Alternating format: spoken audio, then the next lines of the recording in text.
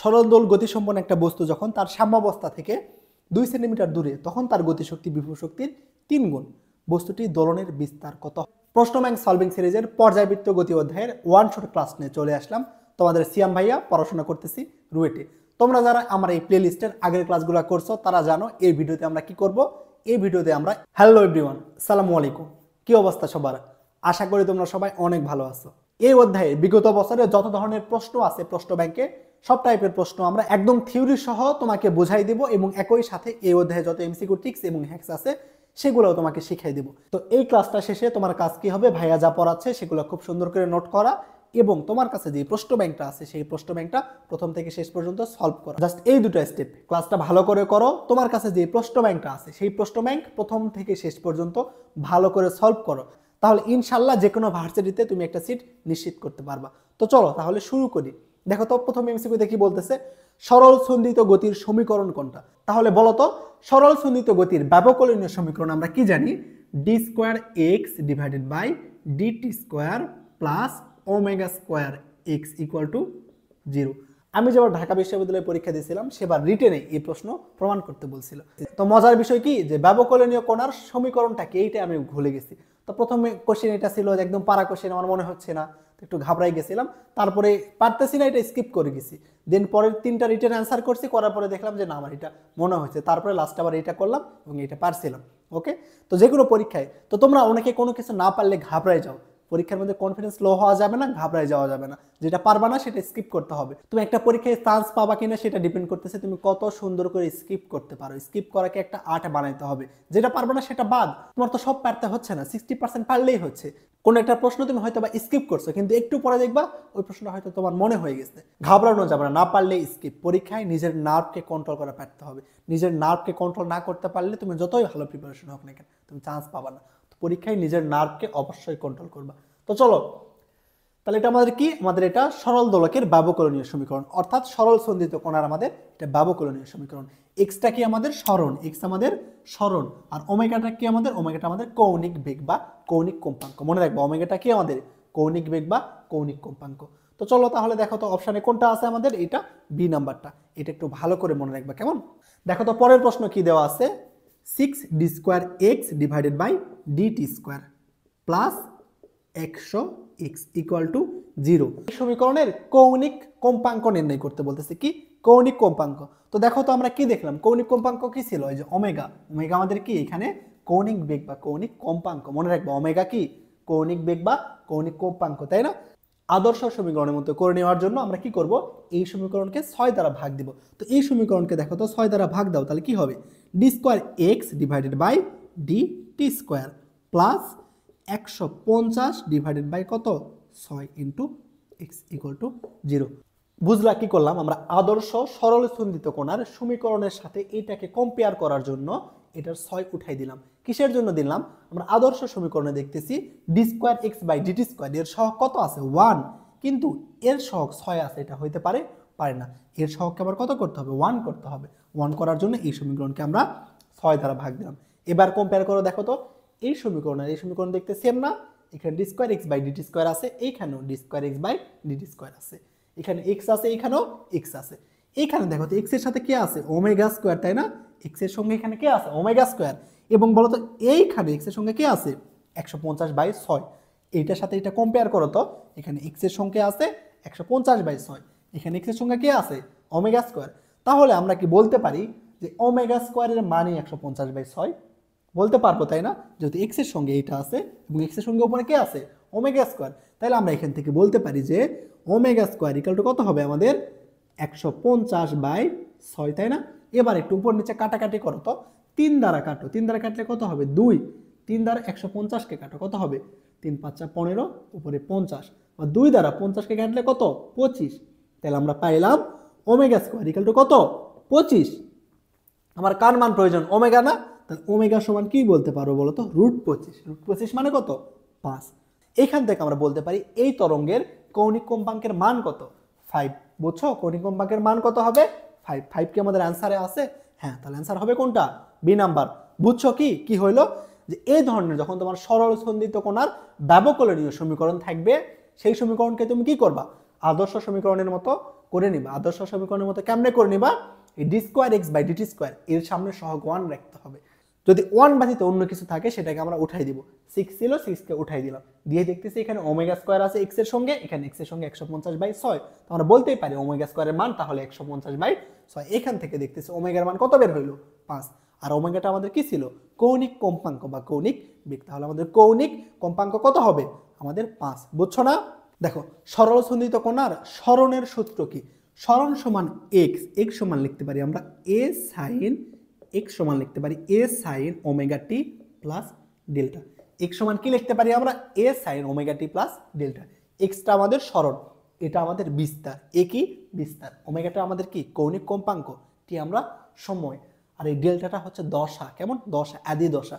এটা বোঝার জন্য একটা পেন্ডুলামের কথা চিন্তা করো। পেন্ডুলাম, পেন্ডুলাম দেখছো না, পেন্ডুলাম দেখছো না, পেন্ডুলামের গতি কেমন হয় দেখো, আমার হাতের কথা চিন্তা করো, দেখো এটা মনে করো একটা পেন্ডুলাম, তাহলে ঠিক এইভাবে যেটা যাবে সেটা কি আমাদের পেন্ডুলাম। তাহলে পেন্ডুলাম কি করে, মনে করে এইটা একটা বিন্দু, এইটা যদি আমাদের সাম্যাবস্থা হয়, এই পেন্ডুলামকে যদি আমরা এরকম এই জায়গা থেকে টেনে ছেড়ে দিই, তাহলে পেন্ডুলামটা কি হবে বলতো, এইখানে আসবে, আসার পর আবার কি করবে এই দিকে আসবে, তাই না? এইটা একটা পেন্ডুলামের কথা চিন্তা করো, কেমন মনে করো এটা একটা পেন্ডুলাম, পেন্ডুলামটা এরকম বি বিন্দুতে সাম্যাবস্থায় ছিল, সাম্যাবস্থা থেকে তুমি এই পরিমাণে এখানে টানছো, টেনে এ বিন্দুতে নিয়ে আসছো, নিয়ে এসে কি করতে পেন্ডুলামকে ছেড়ে দিছো, তাহলে পেন্ডুলাম কি করবে বলো তো, তুমি এ বিন্দুতে নিয়ে এসে যদি ছেড়ে দাও পেন্ডুলাম কোন দিকে আসা শুরু করবে এই দিকে, তাই না? এই দিকে আসা শুরু করবে এবং এইখানে এসে কি করবে থেমে যাবে, গিয়ে আবার ঠিক বিপরীত দিকে সেম ভাবে চলা শুরু করবে, এইখান থেকে আবার এইখানে যাবে, গিয়ে থেমে যাবে, গিয়ে আবার এই দিকে আসা শুরু করবে। তো পেন্ডুলামটা কি ছিল এরকম সাম্যাবস্থায় ছিল, তাই না? সাম্যাবস্থা থেকে তুমি পেন্ডুলামকে কি করছো একটা উচ্চতায় নিয়ে গিয়ে ছেড়ে দিছো, তার মানে কি পেন্ডুলামের মধ্যে একটা শক্তি সঞ্চিত হয়েছে, তাই না? পেন্ডুলাম ছিল এইখানে, এখান থেকে তুমি একটা উচ্চতায় নিয়ে গেছো, অর্থাৎ পেন্ডুলামের মধ্যে একটা শক্তি সঞ্চিত হয়েছে, সেই শক্তিটা কি বিভব শক্তি। তো আমরা বলতে পারি যে পেন্ডুলামের এ বিন্দুতে একটা কি আছে বিভব শক্তি আছে।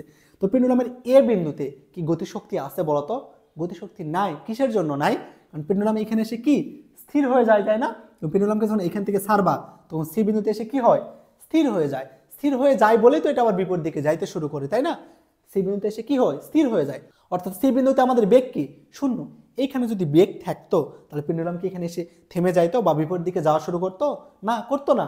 বেগ থাকলে এটা সামনের দিকে চলতেই থাকতো এরকম, যেহেতু বেগ শূন্য হয়ে গেছে এই জন্য পেন্ডুলামটা আবার বিপরীত দিকে যাওয়া শুরু করছে। সেম ভাবে এইখানে এসেও পেন্ডুলামের কি শূন্য হয়ে যায়, বেগ শূন্য, এই জন্য পেন্ডুলামটা সামনের দিকে না গিয়ে ঠিক বিপরীত দিকে আসা শুরু করে। বুঝছো কি, যে তাহলে আমার এই বিন্দুতে কি থাকতেছে একটা শক্তি থাকতেছে, যে শক্তিকে আমরা কি বলি বিভব শক্তি। এই বিন্দুতে আমার কি গতিশক্তি থাকবে, থাকবে না, যেহেতু বেগ শূন্য হচ্ছে সেহেতু গতিশক্তি শূন্য। কিসের জন্য বেগ শূন্য বুঝছো, কারণ পেন্ডুলামটা এখানে এসে থেমে যায়, গিয়ে বিপরীত দিকে যাওয়া শুরু করে, যেহেতু থেমে গিয়ে বিপরীত দিকে যাওয়া শুরু করছে এর অর্থ পেন্ডুলামের ওইখানে বেগ শূন্য। বেগ থাকলে পেন্ডুলাম তো সামনের দিকে যাইতেই থাকতো, ও তো থামতো না। এবং আমরা এই সাম্যাবস্থা, সাম্যাবস্থা থেকে পেন্ডুলামের এই সর্বোচ্চ যেই দূরত্ব সেটাকে বলি কি আমরা বিস্তার। মনে রাখবা সাম্যাবস্থা থেকে সর্বোচ্চ দূরত্বকে আমরা কি বলি বিস্তার। অর্থাৎ আমরা বলতে পারবো যে পেন্ডুলাম তার সাম্যাবস্থায় কি, পেন্ডুলাম তার সাম্যাবস্থায় গিয়ে একটা বিভব শক্তি লাভ করে এবং তার বেগ শূন্য হয়, অর্থাৎ তার গতিশক্তি কত শূন্য। বুঝছো, এটা কি বলবো তাহলে বিস্তার। তোমার পরীক্ষায় কিন্তু এটা আসে যে সরল সন্ধিত কোণার কোন বিন্দুতে বেগ শূন্য, বেগ তাহলে কোন বিন্দুতে শূন্য বিস্তারে এসে। বুঝছো, এইখানেও বেগ শূন্য, এই বিস্তারে এসেও কি আমাদের বেগ শূন্য। বুঝছো, এই বিন্দুতেও বেগ শূন্য, আমাদের এই সি বিন্দুতেও বেগ শূন্য। তাহলে কোথায় বেগ শূন্য হচ্ছে বিস্তারে, কারণ বিস্তারে এসে পেন্ডুলামটা থেমে যায়, গিয়ে আবার ঠিক বিপরীত দিকে আসা শুরু করে। ওকে, এবং তাহলে দেখো তো তাহলে এখানে কি হচ্ছে, তুমি যখন এই পেন্ডুলামটাকে উপরে নিয়ে গেছো এর মধ্যে একটা কি শক্তি সঞ্চিত আছে না, শক্তি সঞ্চিত আছে। পেন্ডুলামকে তুমি যখন ছাড়তেছো তখন কি হচ্ছে পেন্ডুলামটা সামনের দিকে আসতেছে। তো এই পেন্ডুলামটা যখন এরকম সামনের দিকে আসা শুরু করবে, কি পেন্ডুলামটা যখন এই দিকে আসা শুরু করবে তখন এই বিভব শক্তিটা কি হবে আমাদের গতি শক্তিতে রূপান্তর হইতে শুরু করবে। বিভব শক্তি কি গতি শক্তিতে রূপান্তর হইতে শুরু করবে। কেমন, তো তুমি যত এরকম সামনের দিকে আসবা তত তোমার কি হইতে থাকবে বেগ বাড়তে থাকবে। তুমি এইখান থেকে যত সামনে আসবা তোমার বেগ বাড়তে থাকবে, বাড়তে বাড়তে এই যে ঠিক সাম্যাবস্থায় এসে তোমার বেগ সর্বোচ্চ হবে। কি হবে তোমার বেগটা কি হবে সর্বোচ্চ হবে। বি বিন্দুতে এসে তোমার বেগ কি সর্বোচ্চ। আবার বি বিন্দু থেকে তুমি যখন সামনের দিকে যাইতে থাকবা তখন তোমার বেগটা আস্তে আস্তে কমতে থাকবে, কমতে কমতে এই সি বিন্দুতে এসে কি হবে বেগ শূন্য হবে। ভালো করে বোঝো, এই বিন্দু থেকে যখন তুমি পেন্ডুলামটাকে ছেড়ে দিলা তখন এর বেগ কত ছিল জিরো, জিরো থেকে যত সামনে আসতেছে এর বেগটা কি হচ্ছে বাড়তেছে, বাড়তে বাড়তে বি বিন্দুতে এসে এর বেগ কত হয়ে গেছে সর্বোচ্চ হয়ে গেছে, এর বেগ কত সর্বোচ্চ। এবং এইখান থেকে পেন্ডুলাম যত এরকম উপরের দিকে উঠতে থাকবে বেগটা কি হবে কমতে থাকবে। বেগ কি কমতে থাকবে। বেগ কমতে কমতে এক সময় গিয়ে কি হবে, শূন্য হবে। বেগ কমতে কমতে এক সময় গিয়ে শূন্য হবে। এবং যখন এই পেন্ডুলামটা এইখানে বি বিন্দুতে আসে, কি বি বিন্দুতে আসে, তখন এর ত্বরণটা শূন্য হয়ে যায়। পেন্ডুলাম যখন বি বিন্দুতে আসে, সাম্যাবস্থায় আসে, তখন তার কি হয়, ত্বরণ শূন্য হয়। বি বিন্দুতে তাহলে আমরা পাইলাম বেগ সর্বোচ্চ হয়, ত্বরণ কি হয়, শূন্য। এইখান থেকে পেন্ডুলাম যখন উপরে উঠতে থাকে, বেগের পরিমাণ কি হয়, কমতে থাকে, এবং একই সাথে আমার ত্বরণের পরিমাণটা বাড়তে থাকে। বুঝতেছ কি হচ্ছে, পেন্ডুলামটা যখন মাঝখানে আসে তখন বেগটা হয়ে যায় সর্বোচ্চ এবং ত্বরণ কত, শূন্য। পেন্ডুলামটা যখন এরকম উপরের দিকে উঠতে থাকে, পেন্ডুলাম যখন এরকম সাম্যাবস্থা থেকে এই উপরে উঠতে থাকে, তখন বেগটা কি হয়, এক সময় শূন্য। যেই সময় শূন্য, সেই সময় পেন্ডুলামটা কি করে, আবার বিপরীত দিকে আসা শুরু করে। বুঝছো, সাম্যাবস্থায় আমাদের পেন্ডুলামকে যদি আমরা এই অবস্থা থেকে ছেড়ে দিই, পেন্ডুলামটা এরকম সাম্যাবস্থায় যখন আসবে, বেগ সর্বোচ্চ এবং এখানে ত্বরণ শূন্য। এবং যত পেন্ডুলাম যত উপরে উঠবে, বেগটা আস্তে আস্তে কমতে থাকবে, এবং একই সাথে এর মধ্যে কি হবে, ত্বরণ সঞ্চিত হতে থাকবে। অর্থাৎ ত্বরণ আমাদের জিরো থেকে বাড়তে থাকবে, বাড়তে বাড়তে যখন এইখানে যাবে, তখন বেগ শূন্য হয়ে যাবে, এবং এইখানে আসলে ত্বরণ সর্বোচ্চ। বুঝছো, তাহলে কি হইলো, এইখানে এসে আমাদের বেগ শূন্য হয়ে গেছে এবং ত্বরণ সর্বোচ্চ। যেহেতু এই বিন্দুতে এসে আমাদের বেগ শূন্য, তাই পেন্ডুলামটা সামনের দিকে যাবে না, এই বিপরীত দিকে আসা শুরু করবে। কিসের জন্য বিপরীত দিকে আসবে, যে এইখানে এসে যে একটা ত্বরণ লাভ করছে না, ওই ত্বরণে ও কি করবে, ঠিক বিপরীত দিকে আসা শুরু করবে। এটা যখন এরকম বিপরীত দিকে আসবে, তখন ত্বরণ কি হবে, ত্বরণ আমাদের কমতে থাকবে, কমতে কমতে মাঝখানে এসে ত্বরণ শূন্য, এবং একই সাথে বেগ বাড়তে থাকবে, বেগ বাড়তে বাড়তে মাঝখানে এসে বেগ সর্বোচ্চ। সেম ভাবে এই প্রসেসটা এভাবে ক্রমাগত চলতেই থাকবে। অর্থাৎ আমরা বলতে পারি যে বিস্তারে এসে আমরা কি পাই, ত্বরণ সর্বোচ্চ পাই। বিস্তারে এসে কি হয়, ত্বরণ সর্বোচ্চ এবং বেগ শূন্য। তো এইখানে আসার পরে সরল দোলকটা যখন নিচে আসতে শুরু করে, তখন আমাদের ত্বরণের মান কি হয়, কমতে থাকে। ত্বরণের মান কমতে থাকে এবং বেগের মান বাড়তে থাকে। বাড়তে বাড়তে এই সাম্যাবস্থায় এসে ত্বরণ কি হয়, ত্বরণ হয়ে যায় শূন্য এবং বেগ হয়ে যায় সর্বোচ্চ। বুঝছো কি হচ্ছে, আমরা যখন এইখান থেকে একটা পেন্ডুলামকে ছেড়ে দিব, তখন এইখানে পেন্ডুলামের বেগ থাকবে শূন্য এবং ত্বরণ হবে কি সর্বোচ্চ। পেন্ডুলামটা যখন সামনের দিকে আসা শুরু করবে, তখন বেগের মান বাড়তে থাকবে এবং ত্বরণের মান কি হবে, কমতে থাকবে। বেগ বাড়তেছে, বাড়তে বাড়তে এইখানে এসে বেগ হয়ে গেছে সর্বোচ্চ, এবং এইখানে এসে ত্বরণ হবে কত, শূন্য। এবং এখানে যে পেন্ডুলাম একটা বেগ লাভ করলো, সর্বোচ্চ বেগ, এই বেগে উপর দিকে যাওয়া শুরু করবে। যত উপরে উঠবে, বেগের পরিমাণ কমতে থাকবে এবং একই সাথে ত্বরণের পরিমাণ বাড়তে থাকবে। ত্বরণ বাড়তে বাড়তে এই সি বিন্দুতে এসে আমরা সর্বোচ্চ ত্বরণ পাবো। সেই ত্বরণটা কি হবে, সর্বোচ্চ, এবং বেগ হয়ে যাবে শূন্য। এইখান থেকে তোমাদের পরীক্ষায় most of the time MCQ আসে। তো এটা মনে রাখবা যে কি, পেন্ডুলামের বিস্তারে কি হয় আমাদের বলতো, বিস্তারে পেন্ডুলামটা কি হয়, থেমে যায়। অর্থাৎ ওইখানে বেগ শূন্য, ওইখানে কি থাকবে, আমার ত্বরণ থাকবে। এবং পেন্ডুলামটা যখন বিস্তার থেকে সামনের দিকে আসা শুরু করে, সাম্যাবস্থায় এসে বেগের পরিমাণটা কি হয়, সর্বোচ্চ, এবং ত্বরণ হয়ে যায় শূন্য। বুঝছো না, খুবই সহজ কথা। বিস্তারে গিয়ে পেন্ডুলাম থেমে যায়, অর্থাৎ ওইখানে বেগ শূন্য, ওইখানে একটা ত্বরণ থাকবে, যে ত্বরণটা, এবং ত্বরণটা কি হবে, সর্বোচ্চ। পেন্ডুলামটা যখন সাম্যাবস্থায় আসবে, ত্বরণ তখন শূন্য, কেমন, বেগ তখন সর্বোচ্চ, মনে রাখবা। এবং দেখো এখান থেকে যদি আমরা বেগ নির্ণয় করতে চাই, এটা কি, সরল সন্ধিত কোণার আমাদের কি সরণ নির্ণয় সূত্র। কেমন, সরণ মানে মনে করে যে এই পেন্ডুলামটা, এটা তোমার বিস্তার, এর থেকে এই দূরত্ব কত, বিস্তার।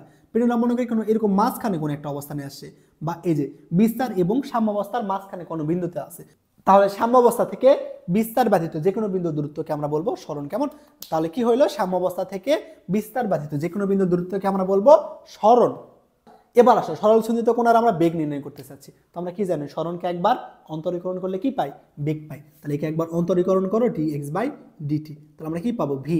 তো একে যদি অন্তরীকরণ করো, তাহলে কি পাবো বলো তো, cos omega T plus delta, এবং এখানে কি হবে, ওমেগা এ। এটা আমাদের কিসের সমীকরণ, এটা আমাদের সরল সন্ধিত কোণার বেগ নির্ণয়ের সমীকরণ। বেগ আমরা কেমনে পাই, সরণকে একবার অন্তরীকরণ করলে পাই। মনে করো যে এই পেন্ডুলাম যখন এই অবস্থানে ছিল, এক্স সরণে ছিল, যখন পেন্ডুলাম এই এক্স দূরত্বে ছিল, তখন আমরা পেন্ডুলামের বেগ কত, সেই বেগ নির্ণয় করতে চাচ্ছি। সেই বেগ নির্ণয়ের সূত্র V equal to omega into √a² minus x²। কি হইল, পেন্ডুলামের যখন এক্স সরণে থাকবে, পেন্ডুলামের সরণ যখন এক্স, তখন বেগ কত, সেটা আমরা নির্ণয় করতে চাচ্ছি। তো বেগ ভি ইকুয়াল টু কি, omega into √a² minus x²। V equal to কি, omega into √a² minus x²। ওমেগাটা আমাদের কি বলতো, কৌণিক কম্পাঙ্ক। এটা কি আমাদের বিস্তার, এক্সটা কি সরণ। বুঝছো, এটা আমাদের কি এক্স সরণের বেগ নির্ণয়ের সূত্র। এবার বলতো আমাদের তাহলে সর্বোচ্চ বেগ ভিম্যাক্স সমান কত, ভিম্যাক্স আমরা সর্বোচ্চ বেগ কোথায় পাই, সর্বোচ্চ বেগ আমরা কি বিস্তারে পাই নাকি আমরা সাম্যাবস্থায় পাই বলতো, বিস্তারে আমরা কি পাই, সর্বোচ্চ ত্বরণ পাই, তাই না? এবং এখানে বেগ কি হয়, শূন্য।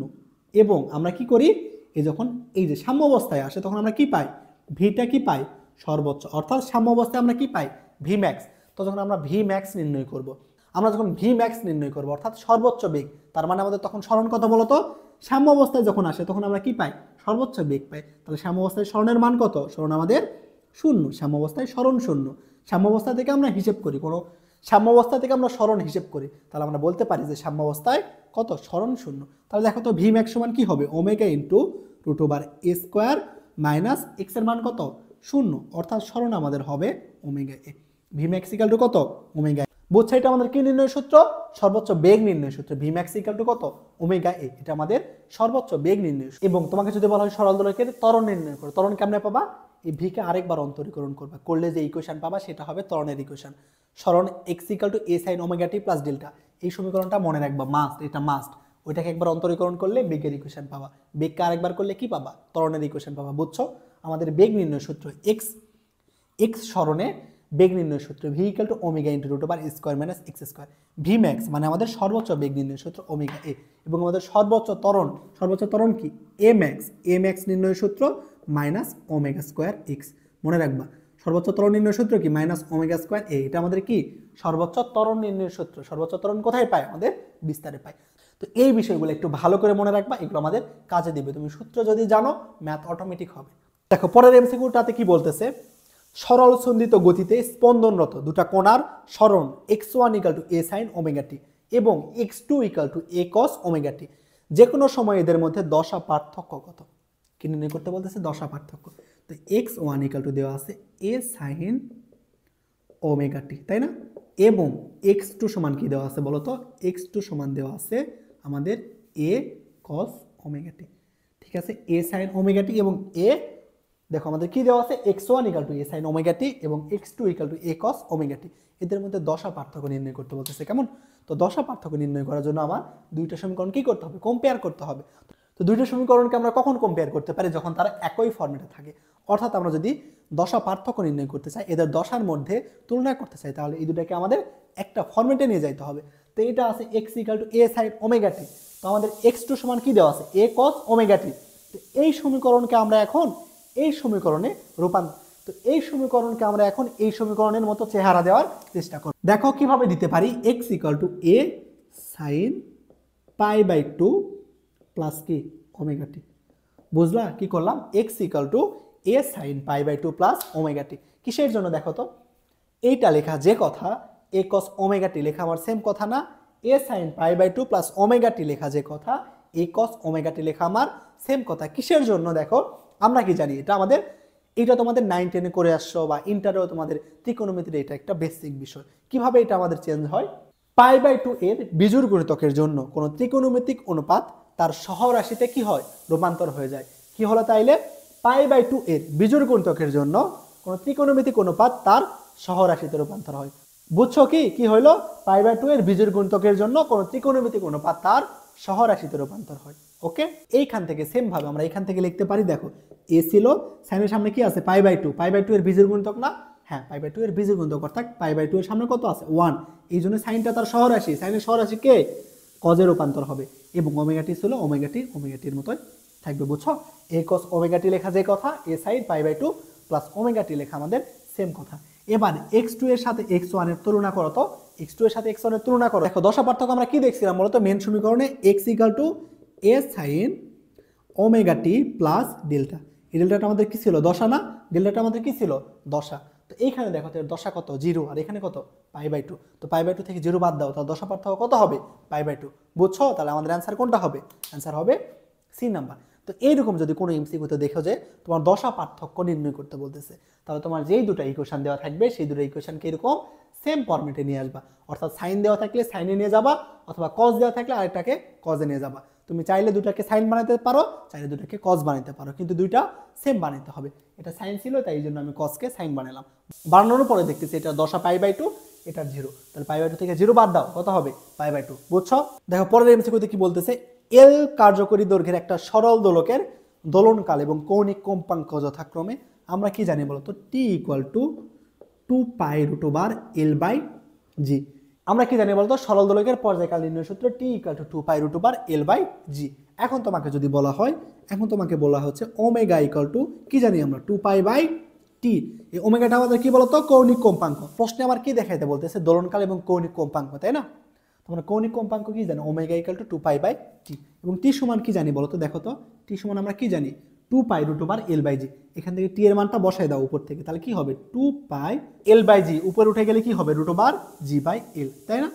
2 পাই কাটো, তাহলে ওমেগা সমান আমরা কি পাইলাম রুট ওভার জি বাই এল।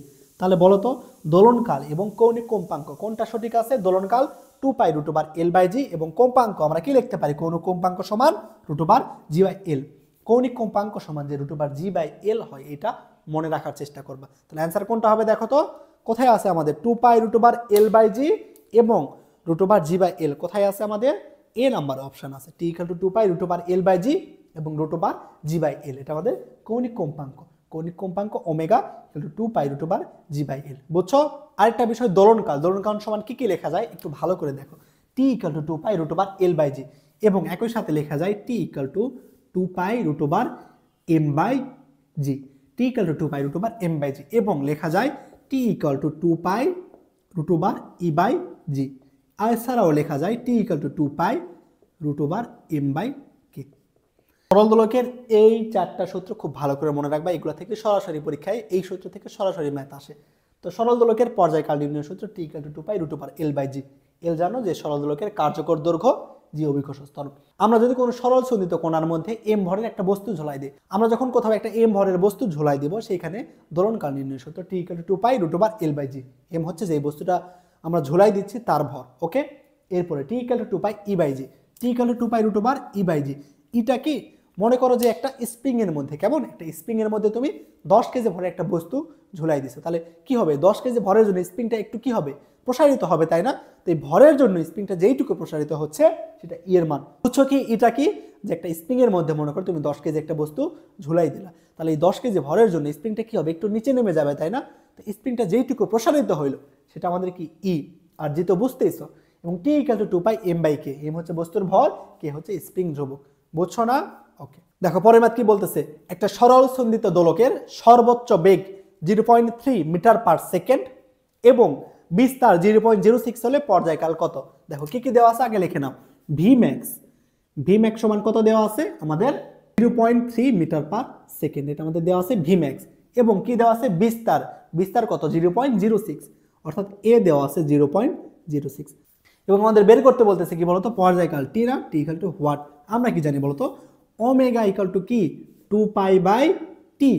এইখান থেকে আমরা টি সমান কি লিখতে পারি? এইখান থেকে টি সমান লিখতে পারি 2 পাই বাই ওমেগা, তাই না? অর্থাৎ আমরা দোলনকাল তখন নির্ণয় করতে পারবো যখন আমাদের ওমেগার মান জানবো। এই সূত্রে কি আমরা ওমেগা জানি? জানি না, কিন্তু আমরা একটা সূত্র শিখছি না যে ভি ম্যাক্স ইকুয়াল টু কি হয়? ওমেগা এ।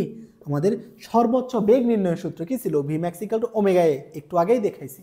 আর সর্বোচ্চ ত্বরণ নির্ণয়ের সূত্র A max equal to minus omega square A, okay. তাহলে ভি ম্যাক্স, ভি ম্যাক্সের মান কত দেওয়া আছে দেখো তো? 0.3। ওমেগা, ওমেগার মান কত দেওয়া আছে না? ওমেগায় আমরা বের করব এবং এর মান কত? 0.06, তাই না? তাহলে আমরা এইখান থেকে ওমেগা সমান লিখতে পারবো 0.03 ডিভাইডেড বাই 0.06, তাই না? এবার কি করবা? দশমিক উঠাই দিবা। কিভাবে উঠাই দিবা? দেখো উপরের 0.3 আমরা কি লিখবো? 3, তাহলে নিচে কি করতে হবে? একটা 10 দ্বারা গুণ করতে হবে এবং নিচে 0.06 কে 6 লিখলাম, তাহলে উপরে 100 দ্বারা গুণ। এবার 10 আর 100 কাটো, কত হবে? 10। উপরে আছে 30, নিচে 6, 6 দ্বারা 30 কে ভাগ দিলে কত হবে? 5। অর্থাৎ আমাদের এইখানে তাহলে আমরা ওমেগার মান পাইলাম 5। তো ওমেগার মান এখানে বসাই দাও, টি ইকুয়াল টু 2 পাই বাই 5, তাই না? তাহলে টি এর মান কি হইলো বলো তো? 2 পাই বাই 5। দেখো তো আমাদের পর্যায়কাল অপশানে 2 পাই বাই 5 কি দেওয়া আছে? হ্যাঁ, এ নাম্বারে দেওয়া আছে 2 পাই বাই 5। দেখো একদমই কিন্তু ইজি, জাস্ট তোমার কি করতে হচ্ছে? সূত্রটা জানতে হচ্ছে। আমার ভি ম্যাক্স এবং এ দেওয়া ছিল, আমার বের করতে বলতেছে টি। তো আমরা টি সমান জানি 2 পাই বাই ওমেগা। টি নির্ণয় করার জন্য আমার ওমেগা অর্থাৎ কৌণিক কম্পাঙ্ক জানতে হবে। তো আমরা কি জানি? V max equal to omega A. এখান থেকে ওমেগার মান বের করে নিলাম, নিয়ে সূত্রে জাস্ট বসাই দিলাম। খুবই ইজি। তো দেখো পরের ম্যাথে কি বলতেছে। পৃথিবী পৃষ্ঠে একটা দোলক সঠিক পরিমাণে সময় দেয়।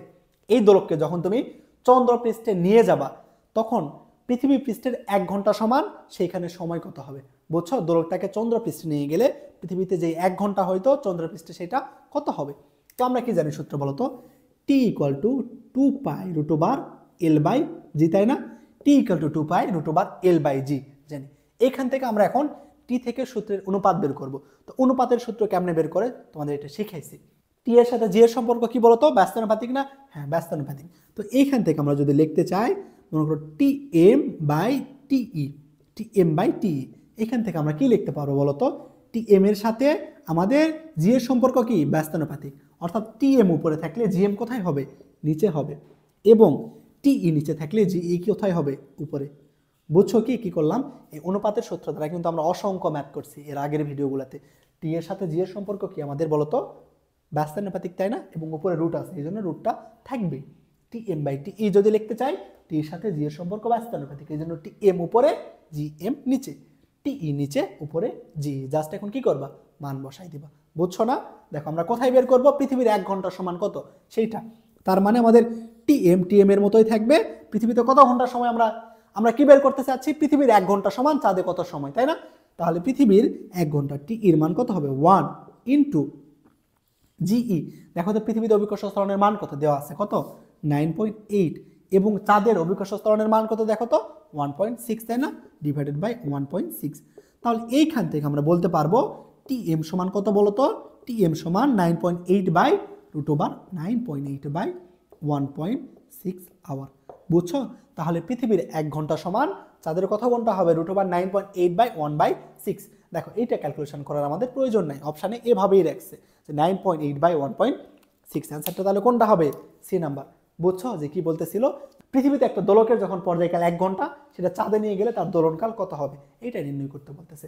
তো পৃথিবীতে যখন 1 ঘন্টা, চাঁদে নিয়ে গেলে কত হবে বের করলাম। কিভাবে? আমরা জানি T ইকুয়াল টু 2π√L/g। টি এর সাথে জি এর সম্পর্ক ব্যস্তানুপাতিক।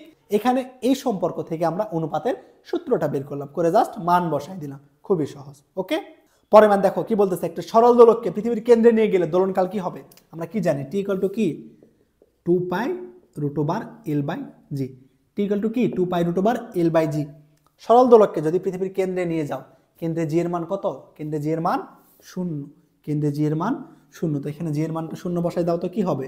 T equal to 2π√L/0। 0 দ্বারা কোনো কিছুকে ভাগ করলে কি হয়? ইনফিনিটি না? ইনফিনিটি।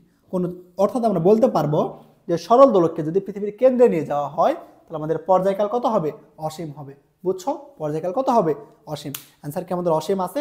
হ্যাঁ, ডি নাম্বারটা। তাহলে দেখো পরের ম্যাথে কি বলতেছে, সরল দোল গতিসম্পন্ন একটা বস্তু যখন তার সাম্যাবস্থা থেকে 2 সেন্টিমিটার দূরে, তখন তার গতিশক্তি বিভব শক্তির 3 গুণ। বস্তুটির দোলনের বিস্তার কত হবে? আমরা কি জানি বলতো? সরল দোলন গতির আমাদের গতিশক্তির নির্ণয় সূত্র কি? EK equal to half M V square, তাই না? ইকে ইকুয়াল টু কি? Half M V square. এবং আমরা আরেকটা সূত্রের দেখে জানতাম V equal to omega into √A square minus x square, তাই না? V equal to omega into √A square minus x square. আর গতিশক্তির সমান আমরা জানি এটা হাফ এম ভি স্কোয়ার। এখন এই ভি এর মানটা এখানে বসাই দাও। ভি এর মানটা এইখানে যদি আমরা বসাই দিই, তাহলে কি হবে বলতো? হাফ এম ভি এর উপর যদি স্কোয়ার করো, তাহলে কি হবে? ওমেগা স্কোয়ার ইন্টু এ স্কোয়ার মাইনাস এক্স স্কোয়ার। বুঝলা? তাহলে কি হলো? আমরা এখানে যদি ভি এর উপর স্কোয়ার করি, তাহলে কি হবে? ওমেগা স্কোয়ার ইন্টু √এ স্কোয়ার মাইনাস এক্স স্কোয়ার। আমরা আরেকটা সূত্র দেখছিলাম না, তৃতীয় অধ্যায়, ওমেগা সমান কি হয়? √k/m। ওমেগা সমান কি হয়? √k/m। ওমেগা সমান কি লিখতে পারি আমরা? √k/m। তো ওমেগার মানটা এখানে যদি আবার বসাই দেই, তাহলে কি হবে বলতো? k/m। ওমেগার মানটা এখানে বসাই দাও, তাহলে half M into k/m into এ স্কোয়ার মাইনাস এক্স স্কোয়ার। এ কাটো, এখান থেকে আমরা লিখতে পারি half K A square minus x square. দেখো তাহলে গতিশক্তি নির্ণয়ের কয়টা সূত্র পেলাম? 3টা। EK equal to half M V square. V সমান আমরা কি জানি? ওমেগা ইন্টু √এ স্কোয়ার মাইনাস এক্স স্কোয়ার। ওমেগার মান বসাই দিলাম, তাহলে কি হইলো? ওমেগা স্কোয়ার ইন্টু এ স্কোয়ার মাইনাস এক্স স্কোয়ার। এখন ওমেগা সমান আমরা জানতাম √k/m। তো ওমেগার মান যদি এখানে বসাই দিই, তাহলে এম কাটা যায়, গিয়ে কি পাই? হাফ কে ইন্টু এ স্কোয়ার মাইনাস এক্স স্কোয়ার। এবং এখান থেকে আমরা আরেকটাও সূত্র লিখতে পারবো। সেই সূত্রটা কি হবে? এবং ভি সমান আমরা একটা ইকুয়েশন জানতাম না? ভি সমান কি ছিল আমাদের? ওমেগা এ প্লাস ওমেগা এ cos omega T plus delta. তো চাইলে ভি এর এই মানটা আমরা এখানে বসাই দিতে পারবো না? হ্যাঁ পারবো। তাহলে কি হইতো? এই মানটা যদি এইখানে বসাই দিতাম তাহলে omega square square cos square omega T plus delta. তার মানে আমরা বুঝলাম গতিশক্তি সমান আমরা কয়টা সূত্র পাই? 4টা সূত্র। ঠিক আছে, তো এই 4টা সূত্রই তোমার জানতে হবে। একটা কি মেইন সূত্র EK equal to half M V square, এখান থেকে বাকি সব সূত্র আসছে। একটা ভি এর মান বসাই দিলে half M omega square into এ স্কোয়ার মাইনাস এক্স স্কোয়ার, এবং একই সাথে half K A square minus x square লেখা যায়। তবে আমাদের সবচেয়ে বেশি ইউজ হবে এই সূত্রটা EK equal to half K A square minus x square, এই সূত্রটা আমাদের সবচেয়ে বেশি ইউজ হবে। ওকে, এবং আমরা বিভব শক্তির সমান কি, এবং আমরা বিভব শক্তির সমান লিখতে পারবো হাফ কে এক্স স্কোয়ার। বিভব শক্তির সমান কি লিখতে পারি? Half K X square. E P সমান লিখতে পারি হাফ কে এক্স স্কোয়ার। এইখান থেকে কে সমান কি লেখা যায় বলতো? Omega square m. তো কে এর মান যদি আমরা বসাই দিই তাহলে এখানে পাই half K omega square M X square. তাহলে আমরা কি, এটা আমাদের কি নির্ণয় সূত্র? বিভব শক্তি নির্ণয় সূত্র কি EP equal to half K X square অথবা half M omega square X square. তাহলে আমরা গতিশক্তি এবং বিভব শক্তি নির্ণয়ের সূত্রগুলো পেয়ে গেলাম। এই সূত্রগুলো খুব ভালো করে মনে রাখবা। ওকে, পারামাণিক একদম মুখস্থ ঠোঁটস্থ পারতে হবে, কই থেকে আসছে সেগুলো তোমার একাডেমিকে বোঝার বিষয়। তারপরে আমি অল্প একটু দেখাই দিলাম যে কোন সূত্র কোন জায়গা থেকে আসছে। তো তোমরা কি করবা, এটা বুঝবা যে কোন সূত্র কোন জায়গা থেকে আসছে, দেন মুখস্থ করবা খুব ভালো করে। তো চলো এবার আমরা এই প্রশ্ন সলভ করি। প্রশ্নে কি বলতেছে যে গতিশক্তি স্থিতিশক্তির কি হবে 3 গুণ, অর্থাৎ ইকের মান, গতিশক্তি ইকের মান কি হবে আমাদের বিভব শক্তির কত গুণ? 3 গুণ। গতিশক্তি হবে বিভব শক্তির 3 গুণ। গতিশক্তি সমান আমরা কি লিখতে পারি বলতো? আমরা একটু আগেই দেখলাম হাফ কে ইন্টু এ স্কোয়ার মাইনাস এক্স স্কোয়ার, এটা আমাদের গতিশক্তি নির্ণয়ের সূত্র ছিল, ইকুয়াল টু 3 ইন্টু বিভব শক্তি নির্ণয়ের সূত্র কি? Half K X square. ওকে, গতিশক্তি নির্ণয়ের এই সূত্রটা আমাদের মূলত সব কাজে লাগে, ইউজ করতে হয় এটা। তো গতিশক্তি সমান half K A square minus x square equal to 3 into 2 K X square. এখানে বলে দিছে না যখন সাম্যাবস্থান থেকে 2 সেন্টিমিটার দূরে, অর্থাৎ সরণ বলে দিছে এক্স এর মান কত? এক্স এর মান আমাদের 2 সেন্টিমিটার। এক্স এর মান কত বলে দিছে আমাদের? 2 সেন্টিমিটার। তো এক্স এর মানটা এখানে আমরা কি করব, এখন বসাই দেব। তো দেখো এক্স এর মান বসাই দেওয়ার আগে এই দিক থেকে হাফ, এই দিক থেকে হাফ কাটো। তারপর দেখো তো কে এর সাথে এ গুণ করো, কত হবে? K A square minus K X square equal to 3 K X square. তো এই কে এক্স স্কোয়ারকে যদি ওই পাশে পাঠাই দিই তাহলে কি হবে আমাদের? K square equal to 4 K X square. বুঝলা? এই কে এক্স স্কোয়ারকে এই পাশে পাঠাই দিলাম, 4 কে এক্স স্কোয়ার হইল। এবার কে কে মোকাবিলা করো, আমার কার মান প্রয়োজন? এর মান প্রয়োজন। তাহলে এ সমান কি হচ্ছে? 4 ইন্টু এক্স এর উপর স্কোয়ার। এক্স মানে কত দেখো তো, এক্স এর মান কত দেওয়া আছে? 2। তাহলে 2 এর উপর কি করবা? স্কোয়ার করবা। তাহলে কি করবা? 2 এর উপর স্কোয়ার করো, কত হবে? 4। 4 ইন্টু 4 কত? 16। এবার এ সমান কি লিখতে পারি? এ সমান রুট ওভার 16। রুট ওভার 16 সমান কত? 4 সেন্টিমিটার। দেখো তো তার আমাদের বিস্তারের মান কত সেন্টিমিটার হইলো?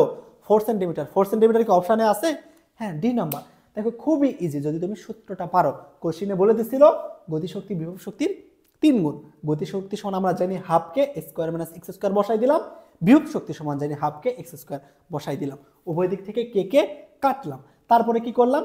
কে দ্বারা এই ইকুয়েশনকে গোল করলাম, করে তারপরে যোগ বিয়োগ করলাম, করার পরে দেখতেছি কে স্কোয়ার ইকুয়াল টু বের হচ্ছে 4 ইন্টু এক্স এর মান বসাই দিলাম 2 এর উপর স্কোয়ার, তাহলে কে স্কোয়ার। তাহলে দেখতেছি এ স্কোয়ার সমান বের হচ্ছে 16, তাহলে এর মান কত? 4 সেন্টিমিটার। অর্থাৎ আমাদের বিস্তার 4 সেন্টিমিটার। সূত্র পারলে ম্যাথ আপনা আপনি হবে। দেখো পরেরটা বলতেছে একটা সরল দোলকের দোলনকাল 50% বাড়াতে এর কার্যকরী দৈর্ঘ্যের পরিবর্তন কত করতে হবে। এই ধরনের ম্যাথ আমরা অনেক করছি, অসংখ্য। T equal to 2 pi root over L by G. কাজ শক্তি ক্ষমতা এবং নিউটনীয় বলবিদ্যাতে এই ধরনের ম্যাথ আমরা অসংখ্য করছি। দেখো প্রশ্নে কি বলতেছে, তোমাকে কত পার্সেন্ট বাড়াতে বলতেছে? 50%। তাহলে কোশ্চেনে কি বলতেছে? পর্যায়কাল 50% বাড়াতে হবে, অর্থাৎ নতুন পর্যায়কাল হবে। আগে পর্যায়কাল যদি ধরে নিই 1, তাহলে 1 এর 50%।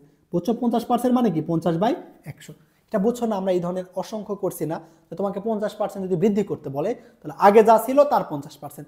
আগে ধরে নিয়েছি ছিল 1, তাহলে 1 এর 50%। ওকে, তাহলে এখানে কি হবে দেখো তো, 1 প্লাস 50/100, তাহলে কত লিখতে পারি আমরা? 1/2।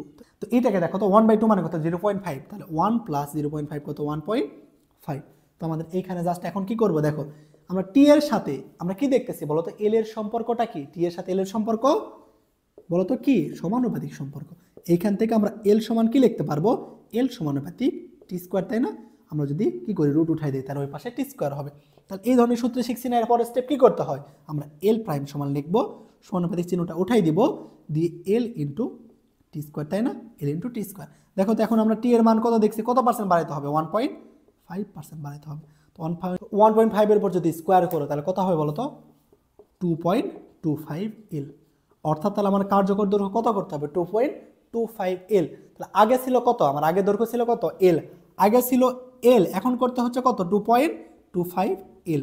অর্থাৎ তোমার কত বাড়াইতে হইতেছে বলো তো, আগে ছিল দৈর্ঘ্য এল, এখন কত করতে হচ্ছে 2.25 এল। অর্থাৎ বাড়াতে হচ্ছে কত 2.25 মাইনাস 1 ইন্টু 100%, তাই না?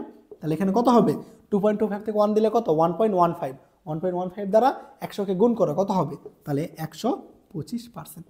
বুঝলা কি? তাহলে কার্যকর দৈর্ঘ্য কত পার্সেন্ট বাড়াইতে হবে 125%। এই টাইপের ম্যাথ তোমাদের অসংখ্য করাইছি। তাহলে কি হলো, কোশ্চেনে কি বলতেছিল, পর্যায়কাল কত বাড়াইতে হবে 50% বৃদ্ধি। অর্থাৎ আমার যদি থাকে এখন 1, এটা 50% বাড়াইতে হবে। ধরে নিলাম 1 আমার এখন আছে, 50% বাড়াইলাম, তো এখান থেকে লিখতে পারি 1 + 1/2, তার মানে 1.5। তো এবার কি করলাম, আমার সূত্র এবার আসবো, আমরা জানি t = 2π√L/g। টি এর সাথে এল এর সম্পর্ক কি দেখতেছি, আমাদের সমানুপাতিক, টি সমানুপাতিক √L লিখলাম। দেন আমাদের এল প্রয়োজন, এই জন্য এলকে বামে রেখে তারপরে সমানুপাতিক চিহ্ন আমরা উঠাই দিব, দিলে তাহলে কি হইতো, আমরা এল প্রাইম সমান লিখবো, সমানুপাতিক উঠাই দিয়ে এল ইন্টু টি স্কোয়ারের মতোই থাকবে। দেন টি এর মানটা কত ছিল, কত বাড়াইতে হবে 1.5 করতে হবে। তো এই মানটা বসাই দিলাম 1.5 এর উপর স্কোয়ার করলে 2.25 হয়। তাহলে দেখতেছি আমার নতুন কার্যকর দৈর্ঘ্য 2.25 এল করতে হবে। আগে ছিল এল, এখন করতে হচ্ছে 2.25 এল। তাহলে শতকরা কত পার্সেন্ট বৃদ্ধি করতে হচ্ছে, কেমনে করবো, 2.25 থেকে 1 বাদ দেবো, দিয়ে 100 দ্বারা গুণ করবো। 2.25 থেকে 1 বাদ দাও কত হবে 125। ওকে, বুঝছো না কিভাবে করতে হবে এই ধরনের। পরেরটা কি বলতেছে, সরল সন্ধিত গতি সম্পন্ন বস্তুর সমীকরণ দেওয়া আছে, x = 2 sin 3t। স্প্রিং ধ্রুবক কে এর মান দেওয়া আছে এবং টি যদি π/9 হয় তবে এর বিভব শক্তি নির্ণয় করতে বলতেছে। কি বিভব শক্তি, তো আমরা বিভব শক্তি ইপি সমান কি জানি বলতো, ইপি সমান জানি হাফ কে এক্স স্কোয়ার, তাই না? ইপি সমান জানি কি হাফ কে এক্স স্কোয়ার।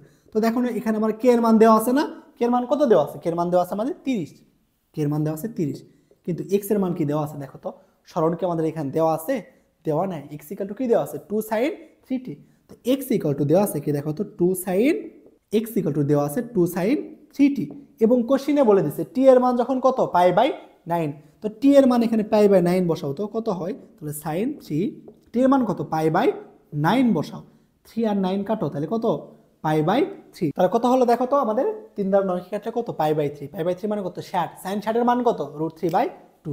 তাহলে এখান থেকে আমরা লিখতে পারি sin 60 এর মান √3/2, 2 কাটো তাহলে কত থাকে √3, অর্থাৎ x এর মান আমরা √3, তাহলে x এর মান এখানে বসাই দাও। তাহলে √3 এর উপর কি করবা স্কোয়ার করবা, করে দেখো তো 2 দ্বারা 30 কে কাটলে কত হবে 15 ইন্টু √3 এর উপর স্কোয়ার করো কত 3, 3 15 45। তাহলে গতিশক্তি আমাদের কত, তাহলে বিভব শক্তি আমাদের কত 45 জুল। কোশ্চেনে দেখো তো 45 জুল কি আছে, হ্যাঁ কোথায় আছে বি নাম্বারে। তাহলে অ্যান্সার হবে আমাদের কি বি নাম্বার 45। ক্লিয়ার কি বলো তো, তাহলে আমাদের অ্যান্সার কত, আমাদের 45 জুল, বিভব শক্তি 45 জুল। কেমনে করলাম, বিভব শক্তি সমান আমরা জানি হাফ কে এক্স স্কোয়ার। কোশ্চেনে কে এর মান দেওয়া আছে, এক্স এর মান সরাসরি দেওয়া নাই, কিন্তু x = একটা সমীকরণ দেওয়া আছে, যেই সমীকরণে বলতেছে টি এর মান π/9 বসাই দিলাম, 3t কাটলাম, কেটে দেখতেছি x সমান বের হচ্ছে √3, x এর মান এখানে বসাই দিলাম, দেওয়ার পরে আস্তে আস্তে 45, এইটাই आंसर। পরেরটা কি বলতেছে, পর্যায়কাল দ্বিগুণ করলে সরল দোলকের দৈর্ঘ্য কত গুণ বৃদ্ধি পাবে। পর্যায়কাল কি করলে দ্বিগুণ করলে সরল দোলকের দৈর্ঘ্য কত গুণ বৃদ্ধি পাবে। দেখো আমরা টি সমান কি জানি বলতো 2π√L/g, টি = 2π√L/g। তো এইখান থেকে একটা সূত্র খুব ভালো করে মনে রাখবা, দেখো আমরা লিখবো T2/T1, কেমন মানে অনুপাত বের করতেছি, অনুপাত তো আমরা বারবার বেরই করি, তো এটা একটু এইভাবে মনে রাখবা তাহলে সহজ। টি এর সাথে এল এর সম্পর্ক কি সমানুপাতিক না, তো এইখান থেকে আমরা লিখতে পারি T2/T1 = √L2/L1 = √G1/G2। কই থেকে আসতেছে, সমানুপাতিক সম্পর্ক বা ব্যস্তানুপাতিক সম্পর্ক থেকে। তো G1/G2 সমান আমরা কি লিখতে পারতাম আবার RH/R, বুঝছো এইচ উচ্চতায় জি নির্ণয় সূত্র কি ছিল আমাদের, সেইখান থেকে G1/G2 সমান লিখতে পারতেছি RH/R। আর এইখান থেকে আমরা আরেকটা বিষয় লিখবো ৮৬,৪০০ ডিভাইডেড বাই ৮৬,৪০০ প্লাস মাইনাস এন। এই লাস্টেরটা কই থেকে আসে এটা আমরা একটু পরে দেখবো, জাস্ট এখন এইটা মনে রাখবা যে কিভাবে T2/T1 = √L2/L1 = √G1/G2 = R + H/R, ৮৬,৪০০ ডিভাইডেড বাই ৮৬,৪০০ প্লাস মাইনাস এন। তো তোমার পর্যায়কাল থেকে যেই ম্যাথই দেখ না কেন, এই কয়টা সূত্র, এই 5টা সূত্র যদি তুমি পারো তাহলে যেই ম্যাথই দেখ না কেন সেটাই পারবা। জাস্ট এই 5টা সূত্র মনে রাখবা পর্যায়কাল থেকে, T2/T1 √L2/L1 √G1/G2 R + H/R = ৮৬,৪০০ divided by 86,400 plus minus L. তো T2/T1 = √L2/L1 কিভাবে লেখা যায় এই সূত্র থেকে তোমাদের দেখাইছি। সেম ভাবে G1/G2 আবার G1/G2 এর অনুপাত থেকে RH/R লিখতে পারি। এইভাবে সূত্রগুলো আসছে কেমন। তো এই সূত্রগুলো খুব ভালো করে মনে রাখবা। এই ম্যাথে কি বলতেছে, পর্যায়কাল দ্বিগুণ করলে সরল দোলকের কার্যকর দৈর্ঘ্য কত গুণ বৃদ্ধি করতে হবে। তো আমরা কি জানি বলতো, টি এর সাথে এল এর সম্পর্ক কি দেখো তো, সমানুপাতিক, তাই না? এল এর সম্পর্ক সমানুপাতিক, আমার এল এর মান প্রয়োজন।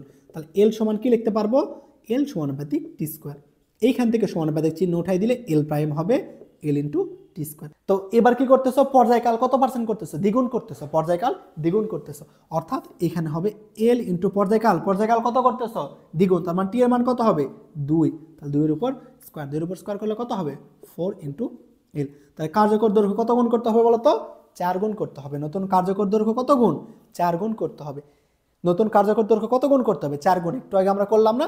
তো এই ধরনের ম্যাথ পরীক্ষা কিন্তু তোমাদের দেয়, যে বলে এই ধরনের যেগুলো সম্পর্ক আছে, যে একটা দ্বিগুণ করলে কত পার্সেন্ট বাড়াইতে হবে, বা একটা 4 গুণ করলে এই শক্তি কত পার্সেন্ট বাড়াইতে হবে, বা কত পার্সেন্ট কমাইতে হবে। তো এই ধরনের ম্যাথ কেমনে করাইতে হয় এটা অনেকবার বলছি। পরটা দেখো, নির্দিষ্ট দৈর্ঘ্যের একটা সরল দোলকের ববের ভর 3 গুণ কমালে পর্যায়কাল কেমন হবে। টি সমান আমরা কি জানি, টি ইকুয়াল টু 2π√L/G।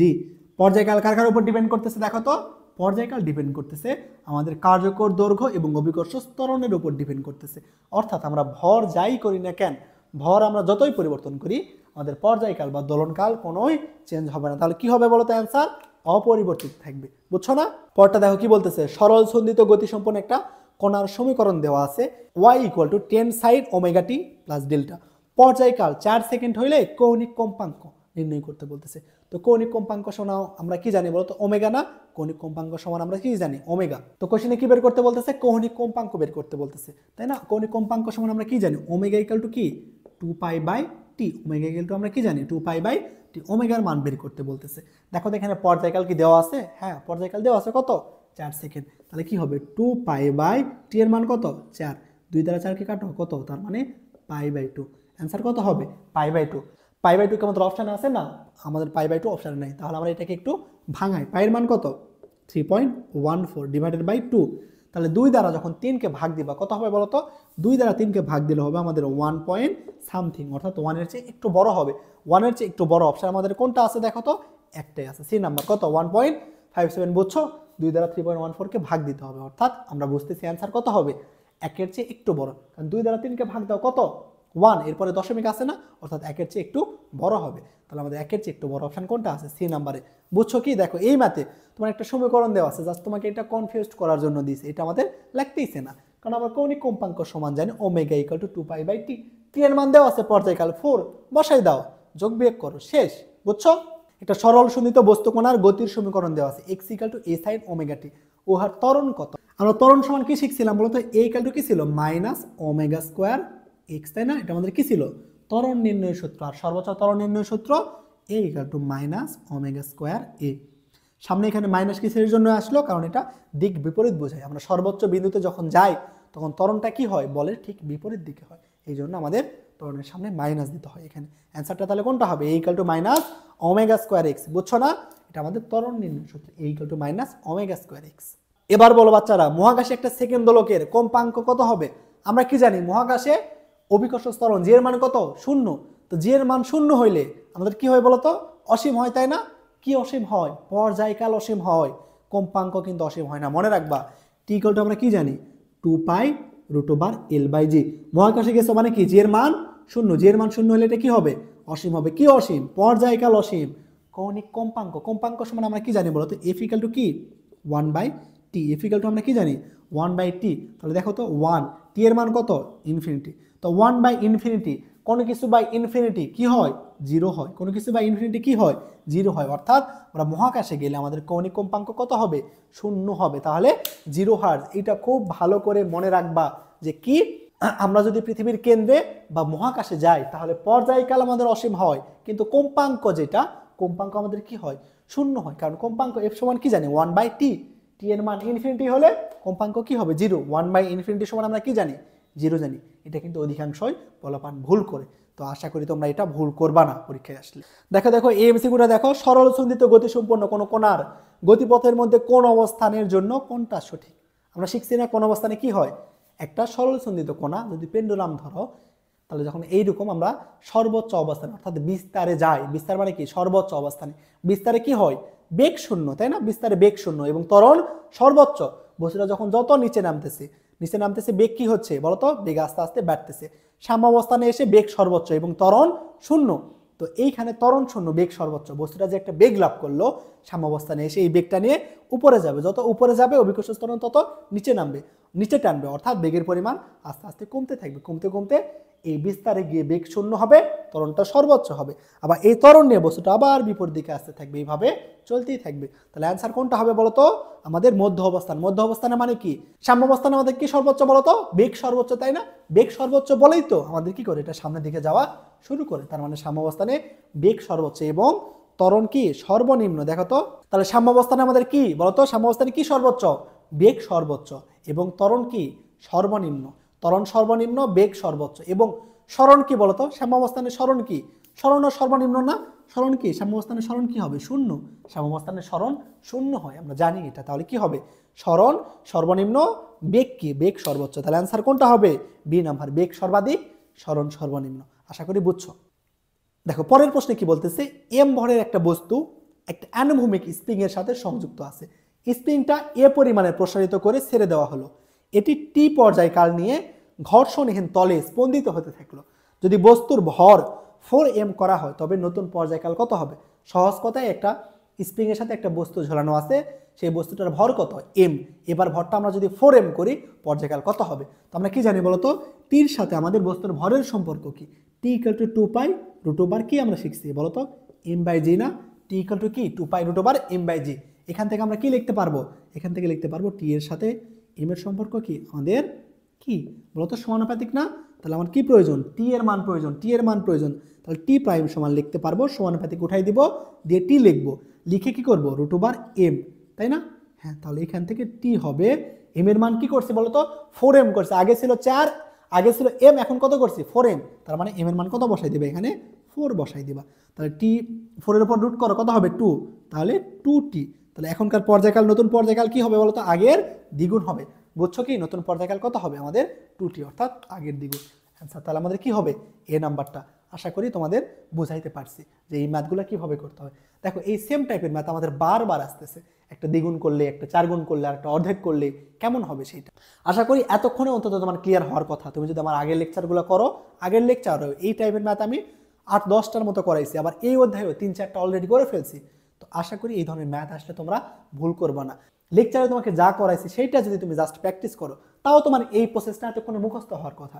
যার সাথে যার সম্পর্ক নির্ণয় করতে বলে তার সাথে তার সম্পর্কটা লিখে নিয়ে সমানুপাতিক চিহ্ন উঠাই দিয়ে জাস্ট মানটা বসাই দিই, এতক্ষণ এই প্রসেসটা তোমার মুখস্থর মতো হওয়ার কথা।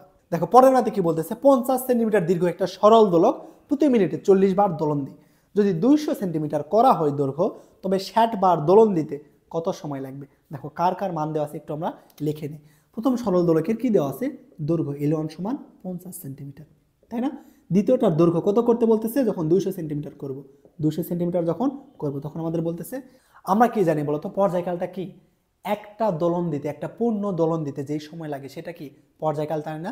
এখানে কি বলতেছে, প্রতি মিনিটে 40 বার দোলন দেয়। তো আমরা কি এখান থেকে লিখতে পারবো বলতো, এখান থেকে আমরা লিখতে পারবো যে 40 বার দোলন দিতে সময় লাগে, দোলন দিতে সময় লাগে 40 বার দোলন দিতে সময় লাগে কত মিনিট বলতো। এখান থেকে আমরা কি বলতে পারবো যে 40 বার দোলন দিতে সময় 1 মিনিট, মানে কত 60 সেকেন্ড। 40 বার দোলন দিতে সময় আমার কত 60 সেকেন্ড। তাহলে আমার একবার দোলন দিতে সময় কত বলতো 60/40। বুঝলা কি, এটা আমাদের কি পর্যায়কাল। একবার দোলন দিতে যেই সময় লাগে সেটা আমাদের কি পর্যায়কাল। অর্থাৎ প্রথম ক্ষেত্রে পর্যায়কাল কত আমরা পাইছি, প্রথম ক্ষেত্রে পর্যায়কাল কত বলতো 60/40, 0 কাটো, এবার 6 কত 4। এটা আমার কোন ক্ষেত্রে পর্যায়কাল, এটা আমাদের প্রথম ক্ষেত্রে পর্যায়কাল। আমরা জানি একটা পূর্ণ দোলন দিতে যেই সময় লাগে সেটা পর্যায়কাল। কোশ্চেনে বলতেছে 1 মিনিটে 40 বার দোলন দেয়, তাহলে আমরা এখান থেকে বলতে পারি 40 বার দোলন দেয় 60 সেকেন্ডে, একবার দোলন দিতে কত সময় লাগবে, একবার দোলন দিতে যেই সময় সেটা কি আমাদের পর্যায়কাল। তাহলে বলতে পারবে এটা কার মান, T1 এর মান। T1 এর মান কত 6/4। সেম ভাবে তো আমরা ধরে নিব 60 বার দোলন দিতে সময় লাগে T সেকেন্ড। তো ধরে নাও যে কি 60 বার দোলন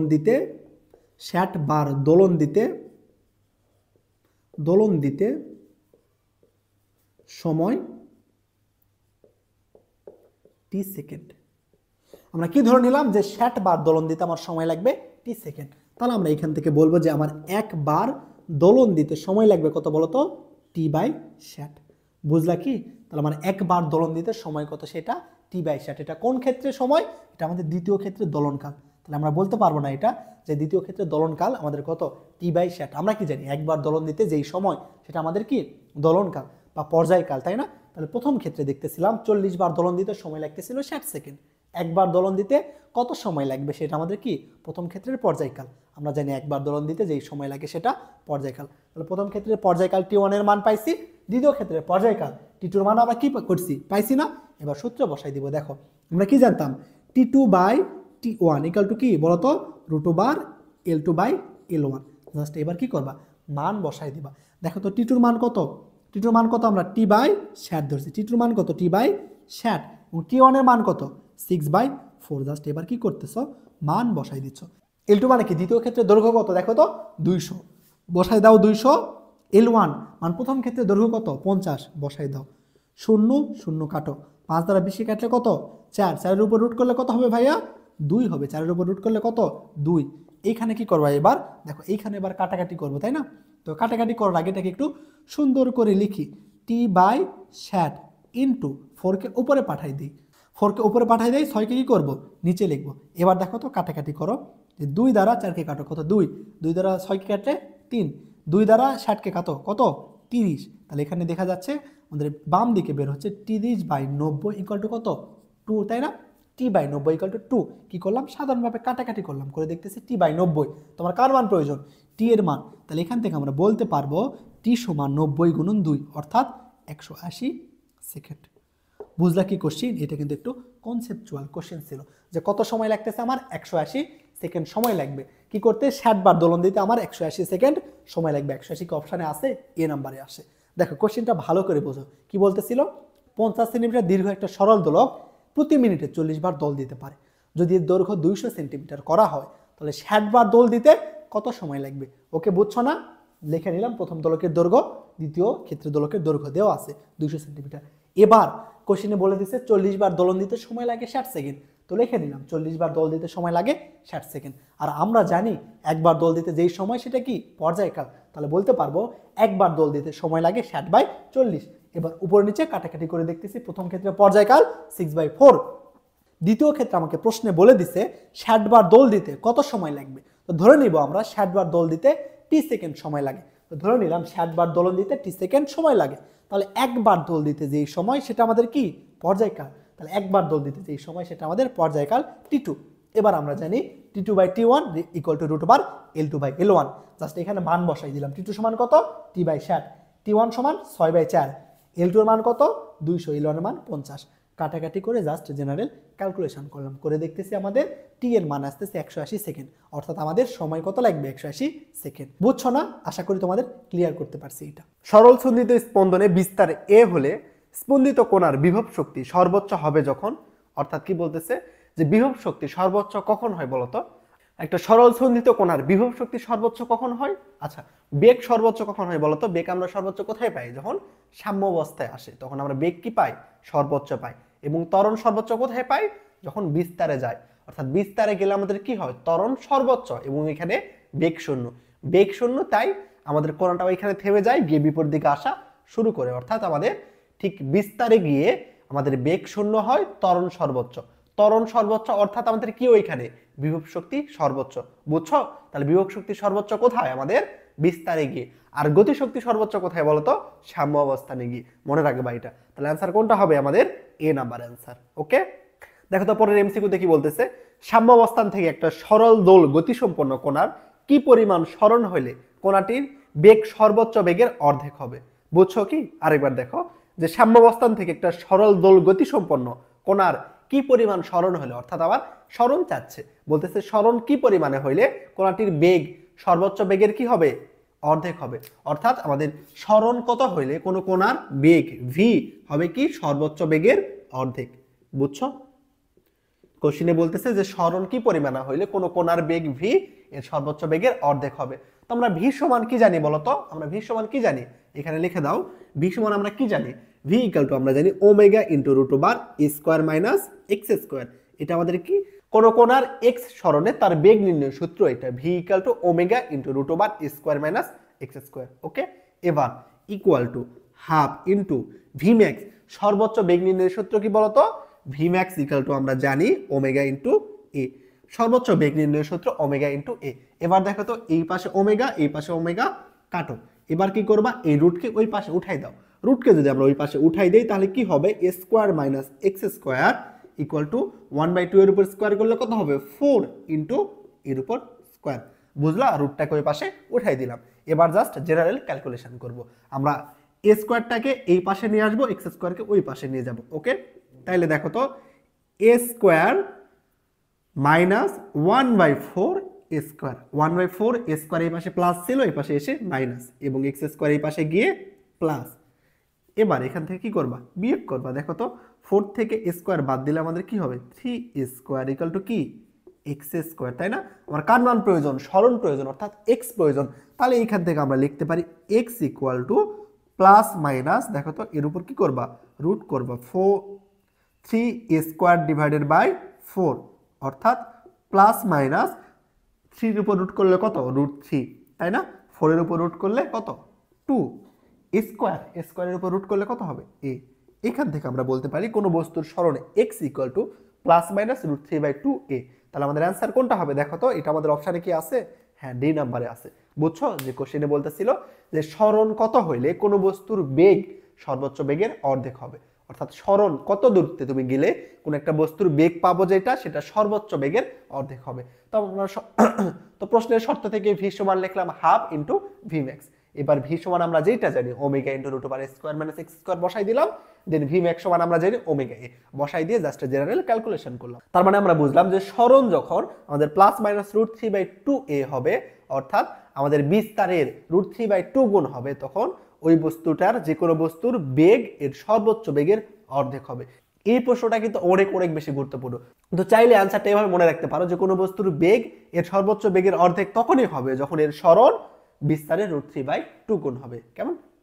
তোমাদের এমসিকিউ অনেক অনেক বেশি প্র্যাকটিস করতে হবে। প্র্যাকটিস করতে করতে যাতে এমন হয় যে তুমি একটা এমসিকিউ দেখেই বলে দিতে পারো এটার অ্যান্সার করতে হবে, মানে অ্যান্সার অনেকটা যাতে মুখস্থর মতো হয়ে যায়। কিছু কিছু এমসিকিউ, কিছু প্রশ্ন আছে তুমি যখন প্রশ্ন ব্যাংক সলভ করবা দেখতে নিজেই বুঝবা যে ওই প্রশ্নগুলো বারবার আসে, তো ওই প্রশ্নগুলো তুমি এমন ভাবে সলভ করবা যাতে তুমি না করেই বলতে পারো অ্যান্সার কত হবে। এটা যদি করো একেতে তোমার টাইম সেভ হবে। এই প্রশ্নটা তোমার যদি এইভাবে মনে থাকে যে সরণ কত হইলে কোনো বস্তুর বেগ সর্বোচ্চ বেগের অর্ধেক হবে, সরণ যদি √3/2 হয়, সরণ যদি √3/2 এ হয়, তাহলে আমাদের কোনো বস্তুর বেগ সর্বোচ্চ বেগের অর্ধেক হবে। তুমি যদি এইটা এইভাবে মনে রাখো তাহলে তুমি প্রশ্ন দেখার সাথে সাথেই পারতেছো, তাহলে তোমার এত বড় ক্যালকুলেশন আর করার প্রয়োজন নেই, অর্থাৎ তোমার এখানে টাইম সেভ হইলো। তো এমসিকিউ তোমার এভাবে প্র্যাকটিস করতে হবে। অনেকে বলে যে ভাই পরীক্ষায় গিয়ে নার্ভাস হয়ে যায়, যে জানার প্রশ্নের উত্তর পারি না, সিলি মিস্টেক হয়। এর কারণ হচ্ছে যে তোমার প্র্যাকটিসের অভাব। কেমন? তুমি প্র্যাকটিস, এর কারণ হচ্ছে তোমার প্র্যাকটিসের অভাব। একটা কথা চিন্তা করো, তুমি যতই নার্ভাস হও না কেন, পরীক্ষায় গিয়ে কি তুমি তোমার নিজের নাম ভুলে যাবা? কখনোই ভুলবা না। তাহলে তোমার এমসিকিউ প্র্যাকটিসও এমন ভাবে করতে হবে যাতে পরীক্ষায় গিয়ে তুমি কোনো মতে না ভুলো, তুমি যেইটা পারো সেইটা যাতে কোনোভাবেই মিস্টেক না হয়। বুঝছো? যেমন তুমি তোমার নাম যেমন যতই নার্ভাস হও না কেন ভুলবা না, এই এমসিকিউ তোমার সেম ভাবে প্র্যাকটিস করতে হবে, যে এত পরিমাণে প্র্যাকটিস করবা যাতে তুমি কোনোভাবে এটা ভুল না করো। ওকে, তো চলো পরেরটা দেখি। পরের কোশ্চেনে কি বলতেছে দেখো তো, সরল সন্ধিত গতি সম্পন্ন একটা কণার গতির সমীকরণ y = 5 sin omega T plus delta. আদি সরণ 2.5 সেন্টিমিটার হলে কোণাটার আদি দশা কত? কোণার কি নির্ণয় করতে বলতেছে? আদি দশা। দেখো আমাদের সরণের ইকুয়েশন দেওয়া আছে y = 5 sin omega T plus delta, তাই না? এটা আমাদের কি দেওয়া আছে? কোণার সরণ দেওয়া আছে। এবার বলতেছে যে কোণাটির সরণ 2.5 সেন্টিমিটার হইলে, সরণ মানে কার মান? y এর মান দেওয়া আছে 2.5, অর্থাৎ আমরা y সমান লিখতে পারবো 2.5 = 5 sin omega T plus delta. কেমন? এবার কি করবা এই 5 কে এই পাশে নিয়ে আসো। 5 কে যদি এই পাশে নিয়ে আসি তাহলে উপরে 2.5, নিচে কত 5 = sin omega T plus delta. কেমন? 2.5 দ্বারা যদি তুমি 5 কে কাটো কত হবে? 2 হবে। তাহলে এই পাশে আমরা পাইলাম 1/2 = sin ওমেগা ইনটু, দেখো তো টি এর মানটা কত হবে এখানে? বুঝতেছো? কোশ্চেনে কি বলে দিছে? আদি সরণ কত? 2.5 সেন্টিমিটার। অর্থাৎ আমরা কি করছি? মনে করি এটা একটা পেন্ডুলাম। কেমন? পেন্ডুলামকে সাম্যাবস্থা থেকে 2.5 সেন্টিমিটার 2.5 সেন্টিমিটার দূরে নিয়ে গিয়ে ছেড়ে দিছি। তো আমরা সরণ যখন 2.5 সেন্টিমিটার করতেছি, অর্থাৎ আদি সরণ 2.5 সেন্টিমিটার, তার মানে আমরা একটা পেন্ডুলামকে সাম্যাবস্থা থেকে 2.5 সেন্টিমিটার এরকম দূরে নিয়ে গেছি, নিয়ে গিয়ে এইখান থেকে ছেড়ে দিচ্ছি। কি করতেছি? 2.5 সেন্টিমিটার দূরে নিয়ে গিয়ে এইখান থেকে আমরা ছেড়ে দিচ্ছি। তো এইখান থেকে যদি ছেড়ে দেই তাহলে সময় কত বলতো? শূন্য না? এইখান থেকে আমরা বলতে পারি এখানে সময় কত বলতো? সময় শূন্য। কারণ এটা আমাদের কি? এটা আমাদের আদি সরণ। আদি সরণ মানে কি? যে বস্তুটা আমার এই জায়গা থেকে যাত্রা শুরু করছে, বস্তুটা এই জায়গা থেকে যাত্রা শুরু করছে।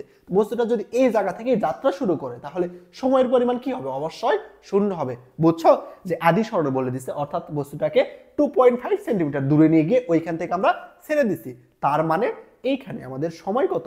শূন্য। কোন জায়গায় যদি দেখো লেখা আছে আদি সরণ, তার মানে বুঝবা ওই জায়গা থেকে আমরা যাত্রা শুরু করছি। তো ওই জায়গা থেকে যদি যাত্রা শুরু করি তাহলে টি এর মানটা কত হবে? শূন্য হবে। বুঝছো কি? কোথাও যদি দেখো এমন আদি সরণ আছে তার মানে বুঝবা আমাদের টি এর মান কি? শূন্য। ওকে, তাহলে আমরা এখান থেকে লিখতে পারবো টি সমান কত? শূন্য। তো এখানে টি এর মানটা শূন্য বসাই দাও প্লাস ডেল্টা। তাহলে এখানে কি থাকবে বলতো? 1/2 = সাইন ডেল্টা। তো এইখান থেকে সাইন কতর মান হাফ বলতো? সাইন কতর মান হাফ? সাইন আমাদের 30-এর মান হাফ। তাহলে এখান থেকে আমরা ডেল্টা সমান লিখতে পারবো 30 ডিগ্রি। বুঝলা? তাহলে আমাদের অ্যান্সার কোনটা হবে? 30 ডিগ্রি। জাস্ট এই ম্যাথে এইটাই একটু ঝামেলা, তোমার এইটাই বুঝতে হবে যে এখানে বলতেছে আদি সরণ। আদি সরণ মানে যে টি এর মানটা শূন্য হয়, এটা তোমার বোঝা লাগবে। আদি সরণ তোমাকে যখন বলবে তখন বুঝবা যে কি টি এর মানটা শূন্য। কিসের জন্য? কারণ মনে করো এখানে আদি সরণের মান কত ছিল? 2.5। অর্থাৎ আমরা একটা পেন্ডুলামকে মনে করো এরকম 2.5 সেন্টিমিটার দূরে নিয়ে গেছি, নিয়ে গিয়ে এইখান থেকেই যাত্রা শুরু করছি। তো এইখান থেকে যদি যাত্রা শুরু করি তাহলে আমার সময় থাকবে? থাকবে না, অর্থাৎ টি এর পরিমাণটা হবে শূন্য। ওকে, এটা খুব ভালো করে মনে রাখবে। এর পরের ম্যাথে দেখো তো কি বলতেছে, একটা স্প্রিং ব্লক সিস্টেমের সরল স্পন্দিত গতিতে স্পন্দিত হয়। যদি ব্লকটির ভর ও বিস্তার দ্বিগুণ করা হয় তবে এর সর্বোচ্চ গতি কত গুণ হবে? দেখো কি বলতেছে, তাহলে যদি বস্তুটির ভর এবং বিস্তার দুইটাই দ্বিগুণ করো তাহলে সর্বোচ্চ গতি কত গুণ হবে? আমরা ভি ম্যাক্স সমান কি জানি বলতো? ভি ম্যাক্স = ওমেগা ইন্টু এ। দেখো তো আমাদের সর্বোচ্চ গতি কি আমাদের কার উপর ডিপেন্ড করতেছে? ওমেগা মানে কৌণিক বিস্তার, ওমেগা মানে কৌণিক কম্পাঙ্ক এবং আমাদের কার? বিস্তারের উপর। তা আমাদের সর্বোচ্চ বেগ কি ভরের উপর ডিপেন্ড করে? না। তার মানে তুমি এখানে ভর দ্বিগুণ যতই করো না কেন এখানে আমাদের কোনো ইফেক্ট পড়বে না। বুঝছো? ভর যে তুমি দ্বিগুণ করতেছো এই জন্য সর্বোচ্চ বেগে কোনো ইফেক্ট পড়বে না। তো এইখান থেকে আমরা লিখতে পারি যে ভি ম্যাক্স = সমানুপাতিক এ। ভি ম্যাক্স এর সাথে এর সম্পর্ক কি? সমানুপাতিক। এই ধরনের ম্যাথ আমরা কিন্তু অনেক করছি, তাই না? এবার আমরা কি করবো বলতো? আমরা ভি ম্যাক্স এটা কি দিব? প্রাইম = আগের বেগ কত দিব? আগের বেগ ইন্টু এবার আমরা কি দিব? এই বিস্তার, তাই না? এইখান থেকে আমরা লিখবো যে V prime max = V into বিস্তার কত গুণ করছি বলতো? বিস্তার আমরা কি করছি? দ্বিগুণ করছি, অর্থাৎ এর মানটা কি করছি? 2, অর্থাৎ এর জায়গায় আমরা বসাই দিব 2। আগের ভি এর কত গুণ? দ্বিগুণ হবে। বুঝছো যে ভি ম্যাক্স কি হবে? আগের বেগের দ্বিগুণ হবে। তো বুঝছো না? এই ধরনের কোশ্চেন কিন্তু আমরা অনেক করছি। এই ধরনের কোশ্চেন আসলে আশা করি তোমরা পারবা। এই ধরনের কোশ্চেন কিন্তু তোমার পরীক্ষায় একটা আসবে 1000% গ্যারান্টি দিলাম। তুমি যেইখানে পরীক্ষা দাও না কেন, রাজশাহী বিশ্ববিদ্যালয়, জিএসটি, এগ্রি, সব জায়গাতে তুমি এই টাইপের কোশ্চেন একটা পাবাই। একটা দ্বিগুণ করলে বা একটা 1/3 করলে কত গুণ পরিবর্তন হবে বা কত গুণ বৃদ্ধি পাবে, কত শতাংশ বৃদ্ধি পাবে, এই ধরনের প্রশ্ন। এটা অনেক বেশি গুরুত্বপূর্ণ, এটা খুব ভালো করে প্র্যাকটিস করবা। তো তুমি দেখেই করতে পারো, এটা জাস্ট তুমি দেখেই করতে পারো, এত কিছু চিন্তাই না করা লাগে। ওকে, দেখো পরেরটা কি বলতেছে, একজন ছাত্র একটা সরল দোলকের দোলনকাল টি দোলকের বিভিন্ন দৈর্ঘ্যের এল জন্য পরিমাপ করলো। নিচের কোন চলকের মানগুলো ছক কাগজে আঁকলে মূল বিন্দুগামী সরল রেখা হবে? কি বলতেছে? মূল বিন্দুগামী সরল রেখা হবে। আমরা কি জানি বলতো? টি = 2π√L/g, তাই না? টি = 2π√L/g। টি এর সাথে এল এর সম্পর্ক কি দেখো তো? টি সমানুপাতিক √L, তাই না? টি সমানুপাতিক √L। এবার কোশ্চেনে বলতেছে তোমার যে অপশনগুলো দেওয়া আছে এগুলোর মধ্যে কোনটার গ্রাফ আঁকাইলে সেটা মূল বিন্দুগামী সরল রেখা হবে। যেমন আমরা যদি এল এবং টি এর গ্রাফ আঁকাই, দেখো তো এখান থেকে কি হবে? আমরা যদি কি আঁকাই? এল এবং টি এর গ্রাফ, কার? এল এবং টি এর গ্রাফ, তাই না? আমরা শিখছি না গ্রাফ কেমনে আঁকাইতে হয়। এক্স অক্ষ বরাবর কি আছে? টি আছে। ওয়াই অক্ষ বরাবর কি আছে? এল আছে। এক্স অক্ষ বরাবর টি, ওয়াই অক্ষ বরাবর এল। দেখো তাহলে আমরা কি করতে পারবো? টি এর জায়গায় চাইলে কি লিখতে পারবো? এক্স লিখতে পারবো সমানুপাতিক। দেখো তো এল এর জায়গায় চাইলে কি লিখতে পারবো? ওয়াই লিখতে পারবো। এল এর জায়গায় চাইলে ওয়াই লিখতে পারবো। এবার যদি আমরা কি করি? রুটটাকে উঠাই দেই তাহলে কি হচ্ছে দেখো তো? x² সমানুপাতিক ওয়াই। আমরা শিখছি না যে একটার পাওয়ার 1 এবং আরেকটার পাওয়ার যদি 2 হয়, কি একটার পাওয়ার 1 আর একটার পাওয়ার যদি 2 হয় তাহলে সেই সমীকরণটা কি হয়, সেটা আমাদের পরাবৃত্ত হয়। অর্থাৎ এই ইকুয়েশন যদি আমরা এল বনাম টি এর গ্রাফ আঁকাই তাহলে এটা আমাদের কি হবে, পরাবৃত্ত। পরাবৃত্ত দেখতে কেমন, এই যে এমন হয় তাই না, এইরকম হয় পরাবৃত্ত দেখতে। তো এই পরাবৃত্তটা কোন দিকে হা করবে কেমনে বুঝবো, যার পাওয়ার 1 পরাবৃত্ত হা করবে তার দিকে, পাওয়ার 1 কার, ওয়াই এর, তার মানে পরাবৃত্ত হা করবে কোন দিকে, এই দিকে। অর্থাৎ এটা যদি আমরা গ্রাফ আঁকাই এই পরাবৃত্তটা ইকুয়েশনটা এমন হবে। আমরা এল বনাম টি এর যদি গ্রাফ আঁকাই তাহলে ইকুয়েশনটা আবার কেমন হবে, এমন হবে। বুঝছো না বোঝো নাই বলো তো? এটা দেখো তো কি আছে, এল এবং টি স্কোয়ার। শীত আমাদের বলতেছে এ এবং টি স্কোয়ারে গ্রাফ আঁকাইতে হবে, অর্থাৎ এক্স অক্ষ বরাবর থাকবে এল এবং ওয়াই অক্ষ বরাবর থাকবে কি, টি স্কোয়ার। এল এবং টি স্কোয়ার, তাই না? তো আমরা সূত্রে কি জানি বলতো, আমরা সূত্র কি জানি, টি সমানুপাতিক রুট ওভার এল।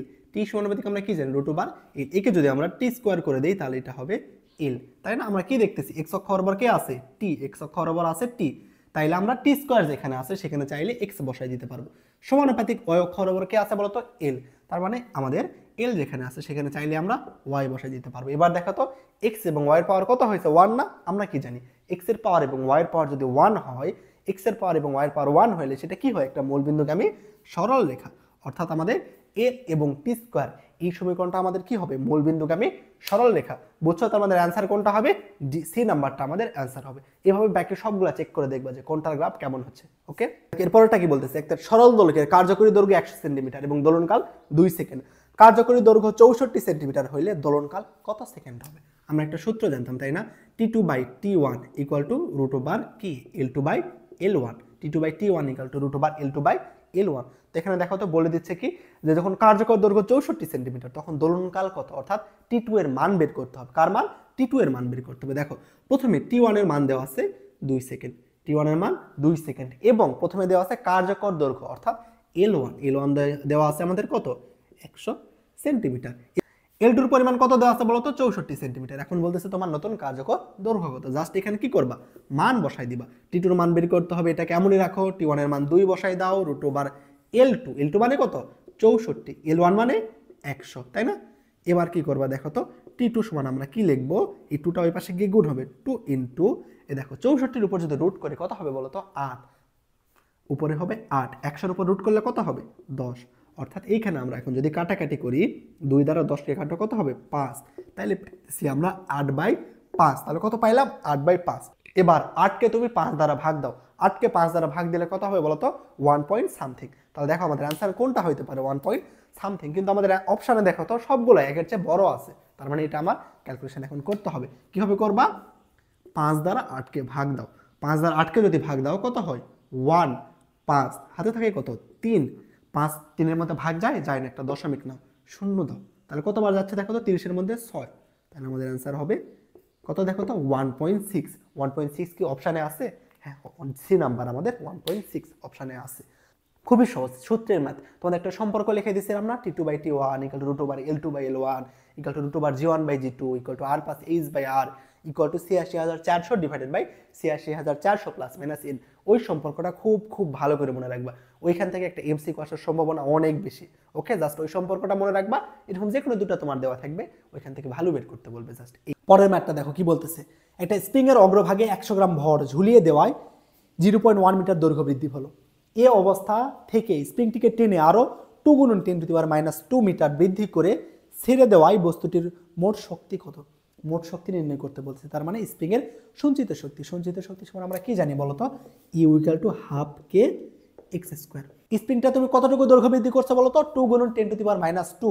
স্প্রিংটাকে টেনে তুমি 2 গুণন 10⁻² বৃদ্ধি করছো, তার মানে এক্স এর মান 2 গুণন 10⁻² মিটার। তো এইটা একটু বোঝার চেষ্টা করো তো, মনে করি এটা একটা স্প্রিং, কেমন এটা স্প্রিং। তো এই স্প্রিং এর মধ্যে যদি আমরা এরকম একটা ভর ঝোলাই, ভর কত, 100 গ্রাম, 100 গ্রাম ওজনের যদি একটা ভর ঝোলাই তাহলে স্প্রিংটা স্বভাবত একটু বড় হবে, তাই না? তো এই কোন স্প্রিং এর মধ্যে যদি এরকম আমরা ভর ঝোলাই, ভরের জন্য স্প্রিংটার যেই দৈর্ঘ্য প্রসারিত হয় সেটাকে আমরা বললি তুল্য সরণ, কেমন, সেটাকে আমরা কি দ্বারা প্রকাশ করি, ই দ্বারা প্রকাশ করি। অর্থাৎ স্প্রিং এর উপর ভর ঝোলাইলাম, ঝোলানোর পর স্প্রিংটা যে একটু বৃদ্ধি পাবে সেটা হবে ই এর মান। ই এর মান কত দেওয়া আছে, 0.1 মিটার। স্প্রিং এর মধ্যে যদি ভর ঝোলাই, এই ভরের জন্য যেটুকু বৃদ্ধি পাবে সেটা কত, আমাদের ই এর মান অর্থাৎ 0.1। এবং স্প্রিংটাকে তুমি বল দিয়ে যেটুকু সংকুচিত বা প্রসারিত করবা সেটা তোমার সরণ।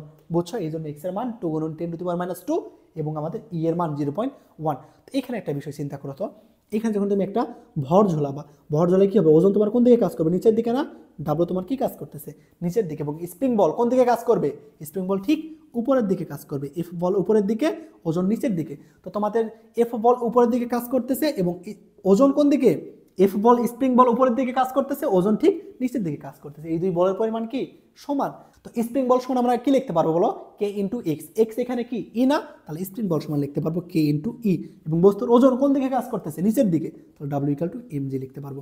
বুঝলা কি, একটা স্প্রিং এর মধ্যে একটা বস্তুর ভর ঝোলাইলে ওজনটা নিচের দিকে কাজ করবে, স্প্রিং বল উপরে, স্প্রিং বল এবং ওজন সমান, এই জন্য স্প্রিংটা কি থাকে, সাম্য অবস্থায় থাকে। এখান থেকে এফ সমান ডাব্লু লিখতে পারি আমরা, স্প্রিং বল এফ সমান জানি কে ইন্টু এক্স, কিন্তু এখানে এক্স এর মান কি ই, তাই না, তাহলে এই জন্য K into E equal to M G. এখান থেকে আমরা কার মান বের করে নেব, এখান থেকে কে এর মান বের করবো। তো কে সমান কি লিখতে পারবো বলো তো, K equal to M G by E, M এর মান কত 100, জি এর মান কত 9.8, ই এর মান কত 0.1। এই মানটা আমরা এখন এই কে এর জায়গায় বসাই দেবো, তাহলে আমাদের ম্যাথ শেষ। তাহলে হাফ ইন্টু কে এর মান কত দেখো তো 100 into 9.8 divided by 0.1 into x এর মান কত 2 গুণন 10 টু দি পাওয়ার মাইনাস 2 এর উপর স্কোয়ার। বুঝলা কি করলাম, কে এর মানটা আমরা কে ইকুয়াল টু এম জি এই সূত্র থেকে বের করলাম, কে এর মান বের করে এখানে বসাই দিলাম। এবার আমরা কি করব, জেনারেল ক্যালকুলেশন করব। এই ক্যালকুলেশনটা কিভাবে করবা দেখো তো, হাফ ইন্টু উপরে 100কে 100 রাখো ইন্টু 9.8কে কি ধরবা, হিসেবে সুবিধার জন্য 10 ধরে নাও, এবং নিচের 0.1কে আমরা যদি 1 লিখতে চাই তাহলে উপরে একটা 10 দ্বারা গুণ করতে হবে, ইন্টু দেখো তো 2 এর উপর স্কোয়ার করলে কত হবে, 2 এর উপর যদি তুমি স্কোয়ার করো কত হবে 4 ইন্টু 10 এর পাওয়ার মাইনাস 2 এর উপর স্কোয়ার করলে 10 এর পাওয়ার মাইনাস 4 হবে। এরপরে কি করবা দেখো তো, এরপরে দেখো আমরা কি করব, এই 2 দ্বারা 4কে যদি কাটি তাহলে কত 2, 2 দ্বারা 4কে কাটলে কত হবে, তাহলে 2 আমরা সামনে লিখি into 10 to the power minus 4, 2 দ্বারা 4কে কাটলাম 2, 2 into 10 to the power minus 4 into into দেখো তো এখানে একসঙ্গে কি লিখতে পারি, 10 এর উপর স্কোয়ার না, 100 সমান লিখতে পারি 10 এর উপর স্কোয়ার, তাহলে এখানে 10 এর পাওয়ার 1, এখানে 1 আছে, তাহলে 10 এর পাওয়ার উপরে আমার কত হচ্ছে দেখো তো 2, 3 আর 1 4, 10 এর পাওয়ার কত 4, এই 4 কি হয় কাটা যায়, তাহলে কি থাকে অ্যান্সার আমাদের 2। তাহলে দেখো তো আমাদের অ্যান্সার 2 এর আশেপাশে কোনটা আছে সেইটা হবে, অ্যান্সার কোনটা হবে আমাদের এ নাম্বারটা। আমাদের কি 1.96 কিসের জন্য হইলো, আমরা হিসেবের সুবিধার জন্য 9.8কে কত ধরছিলাম 10 ধরে নিছি, এই জন্য আমাদের অ্যান্সার আসছে 2। আমরা 9.8কে বড়টা ধরে নিছি, অ্যান্সার তার মানে কি হবে, আমরা যা বের করছি তার চেয়ে একটু ছোট ভরে হবে, তাহলে অ্যান্সার আমাদের কোনটা হবে বলো তো 1.96। বুঝছো, এবার বলো তো একটা সেকেন্ড দোলকের এক প্রান্ত থেকে অপর প্রান্তে যেতে কত সময় লাগে, একটা সেকেন্ড দোলকের পর্যায়কাল কত বলো তো, একটা সেকেন্ড দোলকের পর্যায়কাল আমরা জানি 2 সেকেন্ড, একটা সেকেন্ড দোলকের পর্যায়কাল কত 2 সেকেন্ড। অর্থাৎ এটা যদি একটা দোলক হয়, দোলকের তোমার এই যে এই প্রান্ত থেকে এই প্রান্ত যায় এবং এই প্রান্তে ফিরে আসতে টোটাল কত সেকেন্ড লাগে 2 সেকেন্ড, অর্থাৎ এইখান থেকে এইখানে যাইতে 1 সেকেন্ড এবং ফিরে আসতে লাগে কত 1 সেকেন্ড। কোশ্চেনে বলতেছে কি সেকেন্ড দোলকের এক প্রান্ত থেকে আরেক প্রান্তে যাইতে কত সময় লাগবে, তাহলে এইখান থেকে এখানে যাইতে 1 সেকেন্ড, তাই না, তাহলে আমাদের অ্যান্সার কত হবে 1 সেকেন্ড। আমাদের পর্যায়কাল যদি 2 সেকেন্ড হয় তাহলে এক প্রান্ত থেকে আরেক প্রান্তে যাইতে 1 সেকেন্ড সময় লাগবে। Okay clear. এবার দেখো কি বলতেছে, একটা সেকেন্ড দোলকের দৈর্ঘ্য 9 গুণ করা হলে এর দোলনকাল কত হবে, আমরা কি জানি T2/T1 = √L2/L1, ঠিক আছে। তোমার কি বের করতে হবে, বলতেছে সেকেন্ড দোলকের যদি দৈর্ঘ্য 9 গুণ করা হয়, দৈর্ঘ্য কত গুণ করবা 9 গুণ, তাহলে T2 এর মান বের করতে হবে। সেকেন্ড দোলকের স্বাভাবিক অবস্থায় পর্যায়কাল কত 2 সেকেন্ড, T1 এর মান তার মানে 2 সেকেন্ড ইকুয়াল টু L2 মানে আমরা দৈর্ঘ্য কত করতেছি 9 গুণ, অর্থাৎ আগে যা ছিল তার 9 গুণ, আগে যা ছিল তার কত গুণ করতেছি 9 গুণ করতেছি, তাই না। তাহলে L কাটো, 9 এর উপর রুট করলে কত হবে 3। দেখো তো তাহলে আমরা কি বলতে পারবো এখানে T2টা ওই পাশে গিয়ে কি হবে গুণ হবে, 2 এর সাথে 3 গুণ করলে কত 6 সেকেন্ড, অর্থাৎ আমাদের তাহলে দৈর্ঘ্য যদি 9 গুণ বৃদ্ধি করা হয় তার দোলনকাল কত সেকেন্ড হবে 6 সেকেন্ড হবে। এগুলো খুবই সহজ ম্যাথ।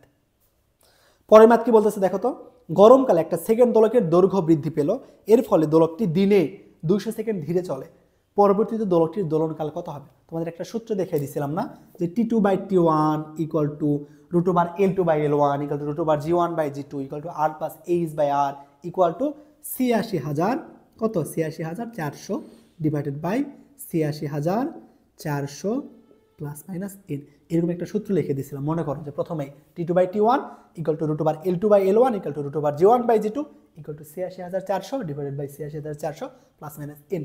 তার মানে 82/T1 ইকুয়াল টু ৮৬,৪০০ ডিভাইডেড বাই ৮৬,৪০০ প্লাস মাইনাস এন। এই সূত্রটা আমরা কি করব, লিখতে পারবো।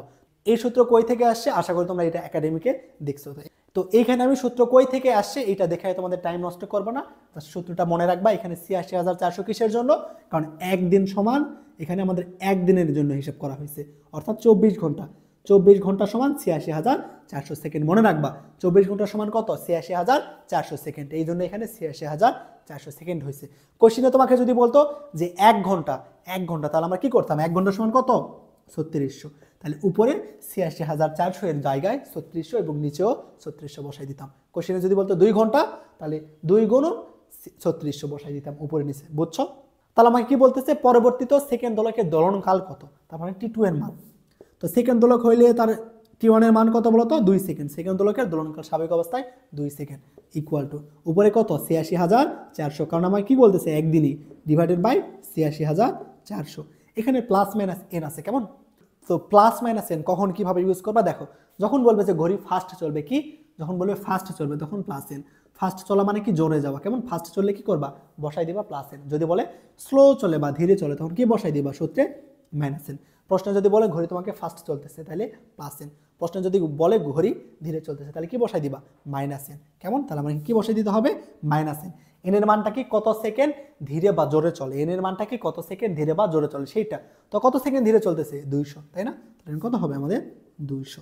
এবার কি করবা দেখো তো, এবার আমরা T2 সমান লিখতে পারবো উপরে 2 গুণন ৮৬,৪০০ আর নিচে ৮৬,৪০০ থেকে 2 বাদ দিলে কত হবে, ৮৬,০০০ কত বলো তো, ৮৬,০০০ আমাদের 200।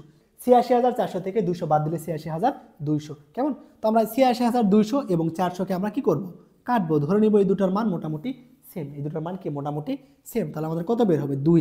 অর্থাৎ অ্যান্সার আমাদের কি হবে, একটু 2 এর চেয়ে একটু বড় হবে। 2 এর চেয়ে একটু বড় কোনটা আছে দেখো তো, আমাদের অ্যান্সার আছে ডি নাম্বার। বুঝলা কি, ৮৬,৪০০ এবং ৮৬,২০০ আমরা কাটাকাটি করলাম, তাহলে আমাদের অ্যান্সার দেখতেছে কত বের হচ্ছে, 2। কিন্তু উপরের ৮৬,৪০০কে আমরা ৮৬,০০০ কি ধরে নিছি, 200 ধরে নিছি, তাই না?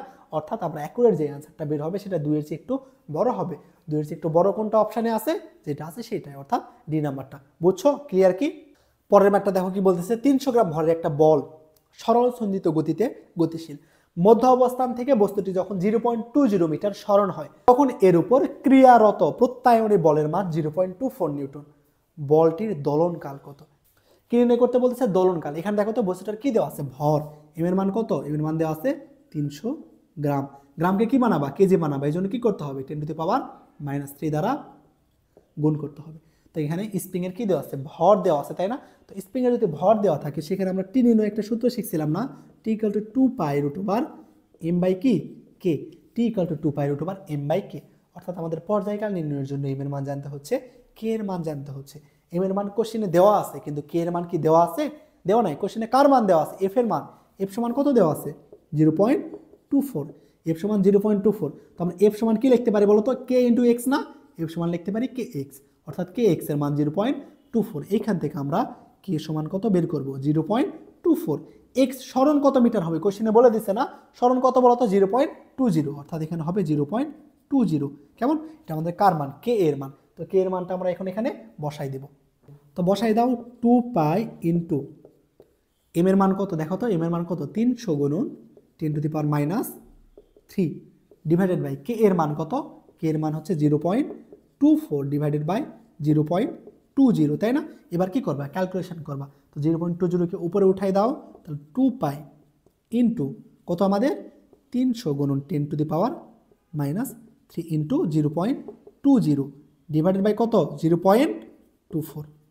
বুঝলা? উপরে 0.20 নিচে 0.24, তাই না?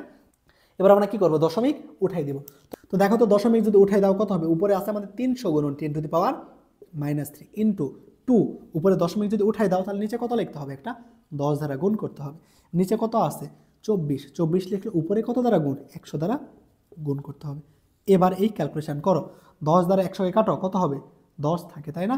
10 এবং উপরে জাস্ট গুণ করে দাও। 2 দ্বারা 24কে কাটো, কত হবে, 12 হবে। 2 দ্বারা 24কে কাটলে কত, 12।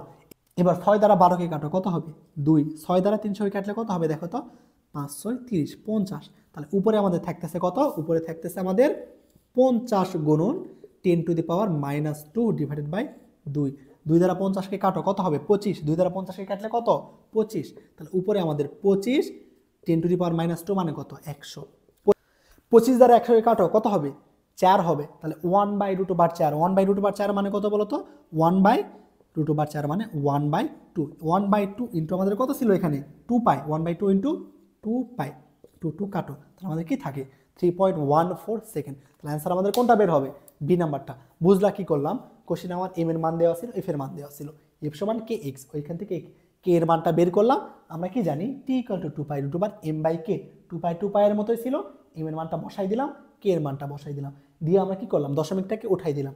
দশমিকটাকে উঠাই দেওয়ার পরে কি করলাম দেখো, এখানে জাস্ট কাটাকাটি করলাম। এই কাটাকাটি একটু নিজের মতো করে করবা। আমি 100কে 10 দ্বারা কাটছি, তাহলে উপরে থাকে 10, 2 দ্বারা এই 24কে কাটছি, তাহলে থাকে 12। 12কে আবার 6 দ্বারা কাটছি, কাটলে হয় 2, এবং 300কে 6 দ্বারা কাটলে হয় 50। তাহলে উপরে আমার থাকতেছে 50 গুণন 10⁻² ডিভাইডেড বাই 2। এবার 2 দ্বারা 50কে কাটলে হয় 25, 10⁻² মানে 100, তাই না? তাহলে 25কে 100 দ্বারা ভাগ দিলে 1/4, 1/4 এর উপর রুট করলে 1/2। আর আমার এখানে বামে কি ছিল 2π।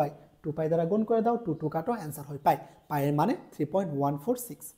দেখো পরের মাতে কি বলতেছে, একটা তারের ভিতর দিয়ে সাইনোসয়েডাল তরঙ্গ প্রবাহিত হলে তারের কণার সর্বোচ্চ দ্রুতি হয় ভিএস, অর্থাৎ সর্বোচ্চ বেগ ভিম্যাক্স। ভিম্যাক্স সমান কি বলে দিছে, ভিম্যাক্স সমান কি হবে আমাদের ভিএস। ভিম্যাক্স সমান হবে ভিএস। তারের একটা কণার সর্বোচ্চ সরণ কি বলতেছে, তারের একটা কোণার সরণ সর্বোচ্চ সরণের অর্ধেক হলে ওই কোণার দ্রুতি কত। অর্থাৎ তারের একটা সরণ এক্স এর মান হবে, সর্বোচ্চ সরণ মানে কি বিস্তারের অর্ধেক। বুঝলাম যে তারের সরণ এক্স এর মান হবে সর্বোচ্চ সরণের অর্ধেক, অর্থাৎ বিস্তারের অর্ধেক। এক্স সমান আমরা লিখতে পারবো a/2। তো আমরা কি জানি বলতো, এখন বেগ নির্ণয় করতে বলতেছে, তাই না? ভি সমান আমরা কি জানি ওমেগা ইন্টু √a² - x²। আমরা জানি V equal to omega into √a² - x²। তো a² কে রাখো, এক্স এর মান কত দেওয়া আছে a/2, তাহলে a² কত বলো তো 4, a²/4। তাহলে ওমেগা ইন্টু এখানে ক্যালকুলেশন করো কত হবে, তাহলে আমাদের হবে 3a², তাই না? এবার রুট করো, এটার উপর করলে কি হবে omega into a √3/2, omega into a √3/2। তাহলে দেখো তো আমরা কি জানি ভি ম্যাক্স সমান কত দেওয়া আছে ওমেগা এক্স না? আমরা আবার ভি ম্যাক্স সমান কি জানতাম, ভি ম্যাক্স সমান ওমেগা এ, অর্থাৎ ওমেগা এর জায়গায় আমরা কি লিখতে পারবো ভি ম্যাক্স। এখানে কি আছে ওমেগা এ না, এখানে আমরা ভি ম্যাক্স লিখতে পারবো। ভি ম্যাক্সের মান কত ভিএস, অর্থাৎ চাইলে আমরা এখানে লিখতে পারবো ভিএস ইন্টু √3/t, তাই না? তাহলে বলো তো আমাদের √3/2 গুণ হচ্ছে আমাদের বেগ কত হচ্ছে ভিএস এর √3/2। অপশন কি আমাদের √3/2 আছে? হ্যাঁ, কোথায় আছে বি নাম্বারে আছে। তাহলে অ্যান্সারটা হবে বি নাম্বার। আশা করি তোমরা বুঝছো। এই ম্যাথটা দেখো কি বলতেছে, একটা সেকেন্ড দোলকের দৈর্ঘ্য তাপের ফলে এমনভাবে বৃদ্ধি পেল যে এর দোলনকাল পরিবর্তিত হয়ে 2.05 সেকেন্ড হলো। অর্থাৎ আগে দোলনকাল ছিল 2, এখন 2.05 হয়েছে। পরিবর্তিত অবস্থায় দোলকটি ঘন্টায় কত মিনিট দেরিতে যাবে, দোলকটি ঘন্টায় কত মিনিট দেরিতে যাবে সেটা নির্ণয় করতে বলতেছে। আমরা আগে একটা সূত্র দেখছি না, কি ছিল আমাদের T2/T1 ইকুয়াল টু ৮৬,৪০০ ডিভাইডেড বাই ৮৬,৪০০ প্লাস মাইনাস এন। এটা আমার কোন ক্ষেত্রের সূত্র, এটা আমার কিসের সূত্র, একটা সেকেন্ড দোলক দিনে কত সেকেন্ড ফাস্ট বা স্লো যাবে সেইটা নির্ণয়ের সূত্র ছিল, তাই না? এই এন আমাদের ছিল কত সেকেন্ড ফাস্ট বা স্লো যাবে, এখানে প্লাস মাইনাস এন আছে, এখানে প্লাস মাইনাস এন আছে। তো সূত্রের ক্ষেত্রে আমরা কোনটা ইউজ করব, যখন বলবে ফাস্ট যাবে তখন প্লাস এন, এনটা আমার কত সেকেন্ড ফাস্ট যায় সেইটা। যদি বলে এন সেকেন্ড স্লো যাবে তাহলে আমরা কি ইউজ করব মাইনাস এন। এটা আমাদের একদিনের জন্য অর্থাৎ 24 ঘন্টার জন্য, এই জন্য ৮৬,৪০০ ইউজ করছে। কোশ্চেনে কি বলতেছে আমার 1 ঘন্টার জন্য, কোশ্চেনে কি 1 ঘন্টার জন্য। তাহলে বলো তো আমাদের 1 ঘন্টার সমান কি লিখতে পারবো, 1 ঘন্টার সমান কি লিখতে পারবো ৩৬০০ সেকেন্ড না? তাহলে ৮৬,৪০০ এর জায়গায় হবে ৩৬০০, নিচেও হবে সেম ভাবে ৩৬০০। এবং কোশ্চেনে কি বলতেছে আমার দোলকটি কত মিনিট দেরিতে যাবে, অর্থাৎ দোলকটি কি করবে স্লো যাবে। তো কত মিনিট দেরিতে যাবে সেইটাই নির্ণয় করতে হবে, অর্থাৎ এন এর মান নির্ণয় করতে হবে, তাই না? এন এর মান নির্ণয় করতে হবে। টি এর মান 2.06 এবং T1 আদি পর্যায়কাল 2 second equal to ৩৬০০ divided by ৩৬০০ minus n. এইটার ক্যালকুলেশন কাইন্ডলি তোমরা একটু নিজেরা করবা, নিজেরা করে বের করবা, দেখবা যে কত আসতেছে, করে দেখবা অ্যান্সার আসতেছে আমাদের কত 1.5 মিনিট। অ্যান্সার আসবে কত 1.5 মিনিট, অ্যান্সার আসবে 1.5 মিনিট। আমাদের অ্যান্সার হবে বি নাম্বার। ওকে, আর এটা যদি হাতে নাও করতে পারো, চেষ্টা করবে হাতে করার জন্য, আশা করি পারবো। যদি নাও পারো তাও প্রবলেম নেই, কারণ আমাদের এই প্রশ্নটা যখন আসছিল তখন আমাদের ক্যালকুলেটার ইউজ ছিল। ক্যালকুলেটার ছাড়া এটা করা একটু টাফ হবে, কেমন? তারপরে করা যাবে, তোমরা নিজেরা চেষ্টা করবা। ওকে, আমি এটা করাই দিব না। তো সবাইকে অসংখ্য ধন্যবাদ এতক্ষণ এই ক্লাসটা মনোযোগ সহকারে করার জন্য। আসসালামু আলাইকুম।